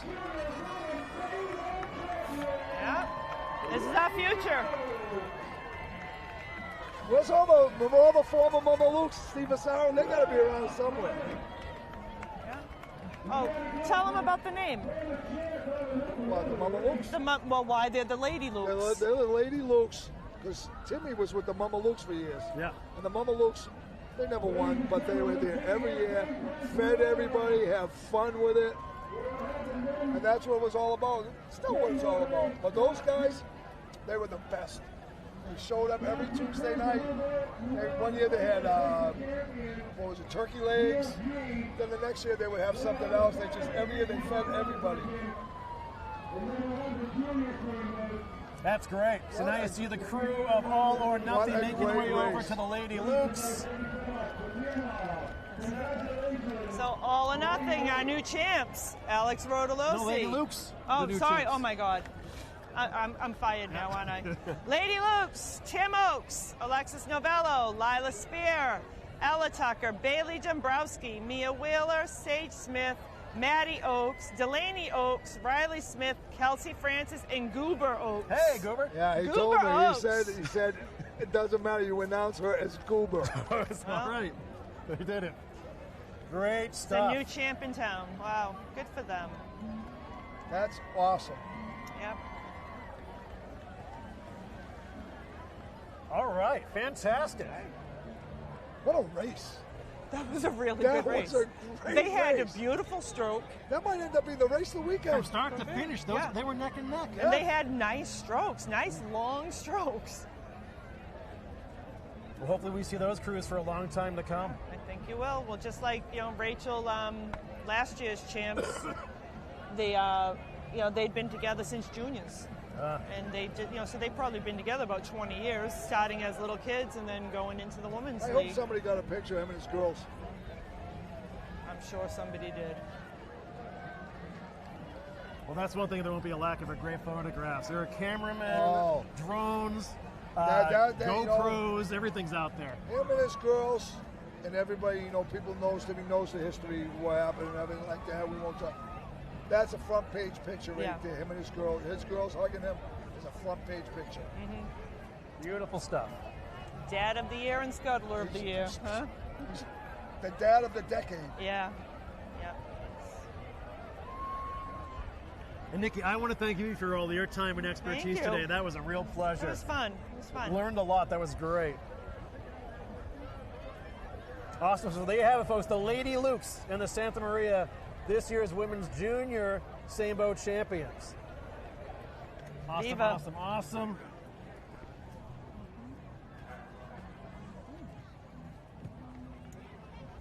So there you have it, folks. That concludes Fiesta Friday here from St. Peter's Fiesta in downtown Gloucester. We had a great day. We had some great champions. Rogue outlasted Backlash and reclaimed the title that they left on the table a couple of years ago. Backlash was going for the three-peat. That was a fantastic race as well. So Rogue are your women's senior champions. Colin Sweet is your Fiesta Friday Greasy pole champion. He's going to be walking tomorrow. He'll be the first walker, in fact. And if we just witnessed the Lady Lukes barely by less than a boat length beat defending champs All or Nothing. Awesome stuff all around. Okay, we're going to go over some thank yous here. I have, of course, thank Nikki Parisi and Phil Francis for their help. As always, got to thank Eric Spear as well. We want to thank our hosts here at the Loft at Pavilion Beach. Actually, this is available for rent, as a matter of fact. It's beautiful. If you like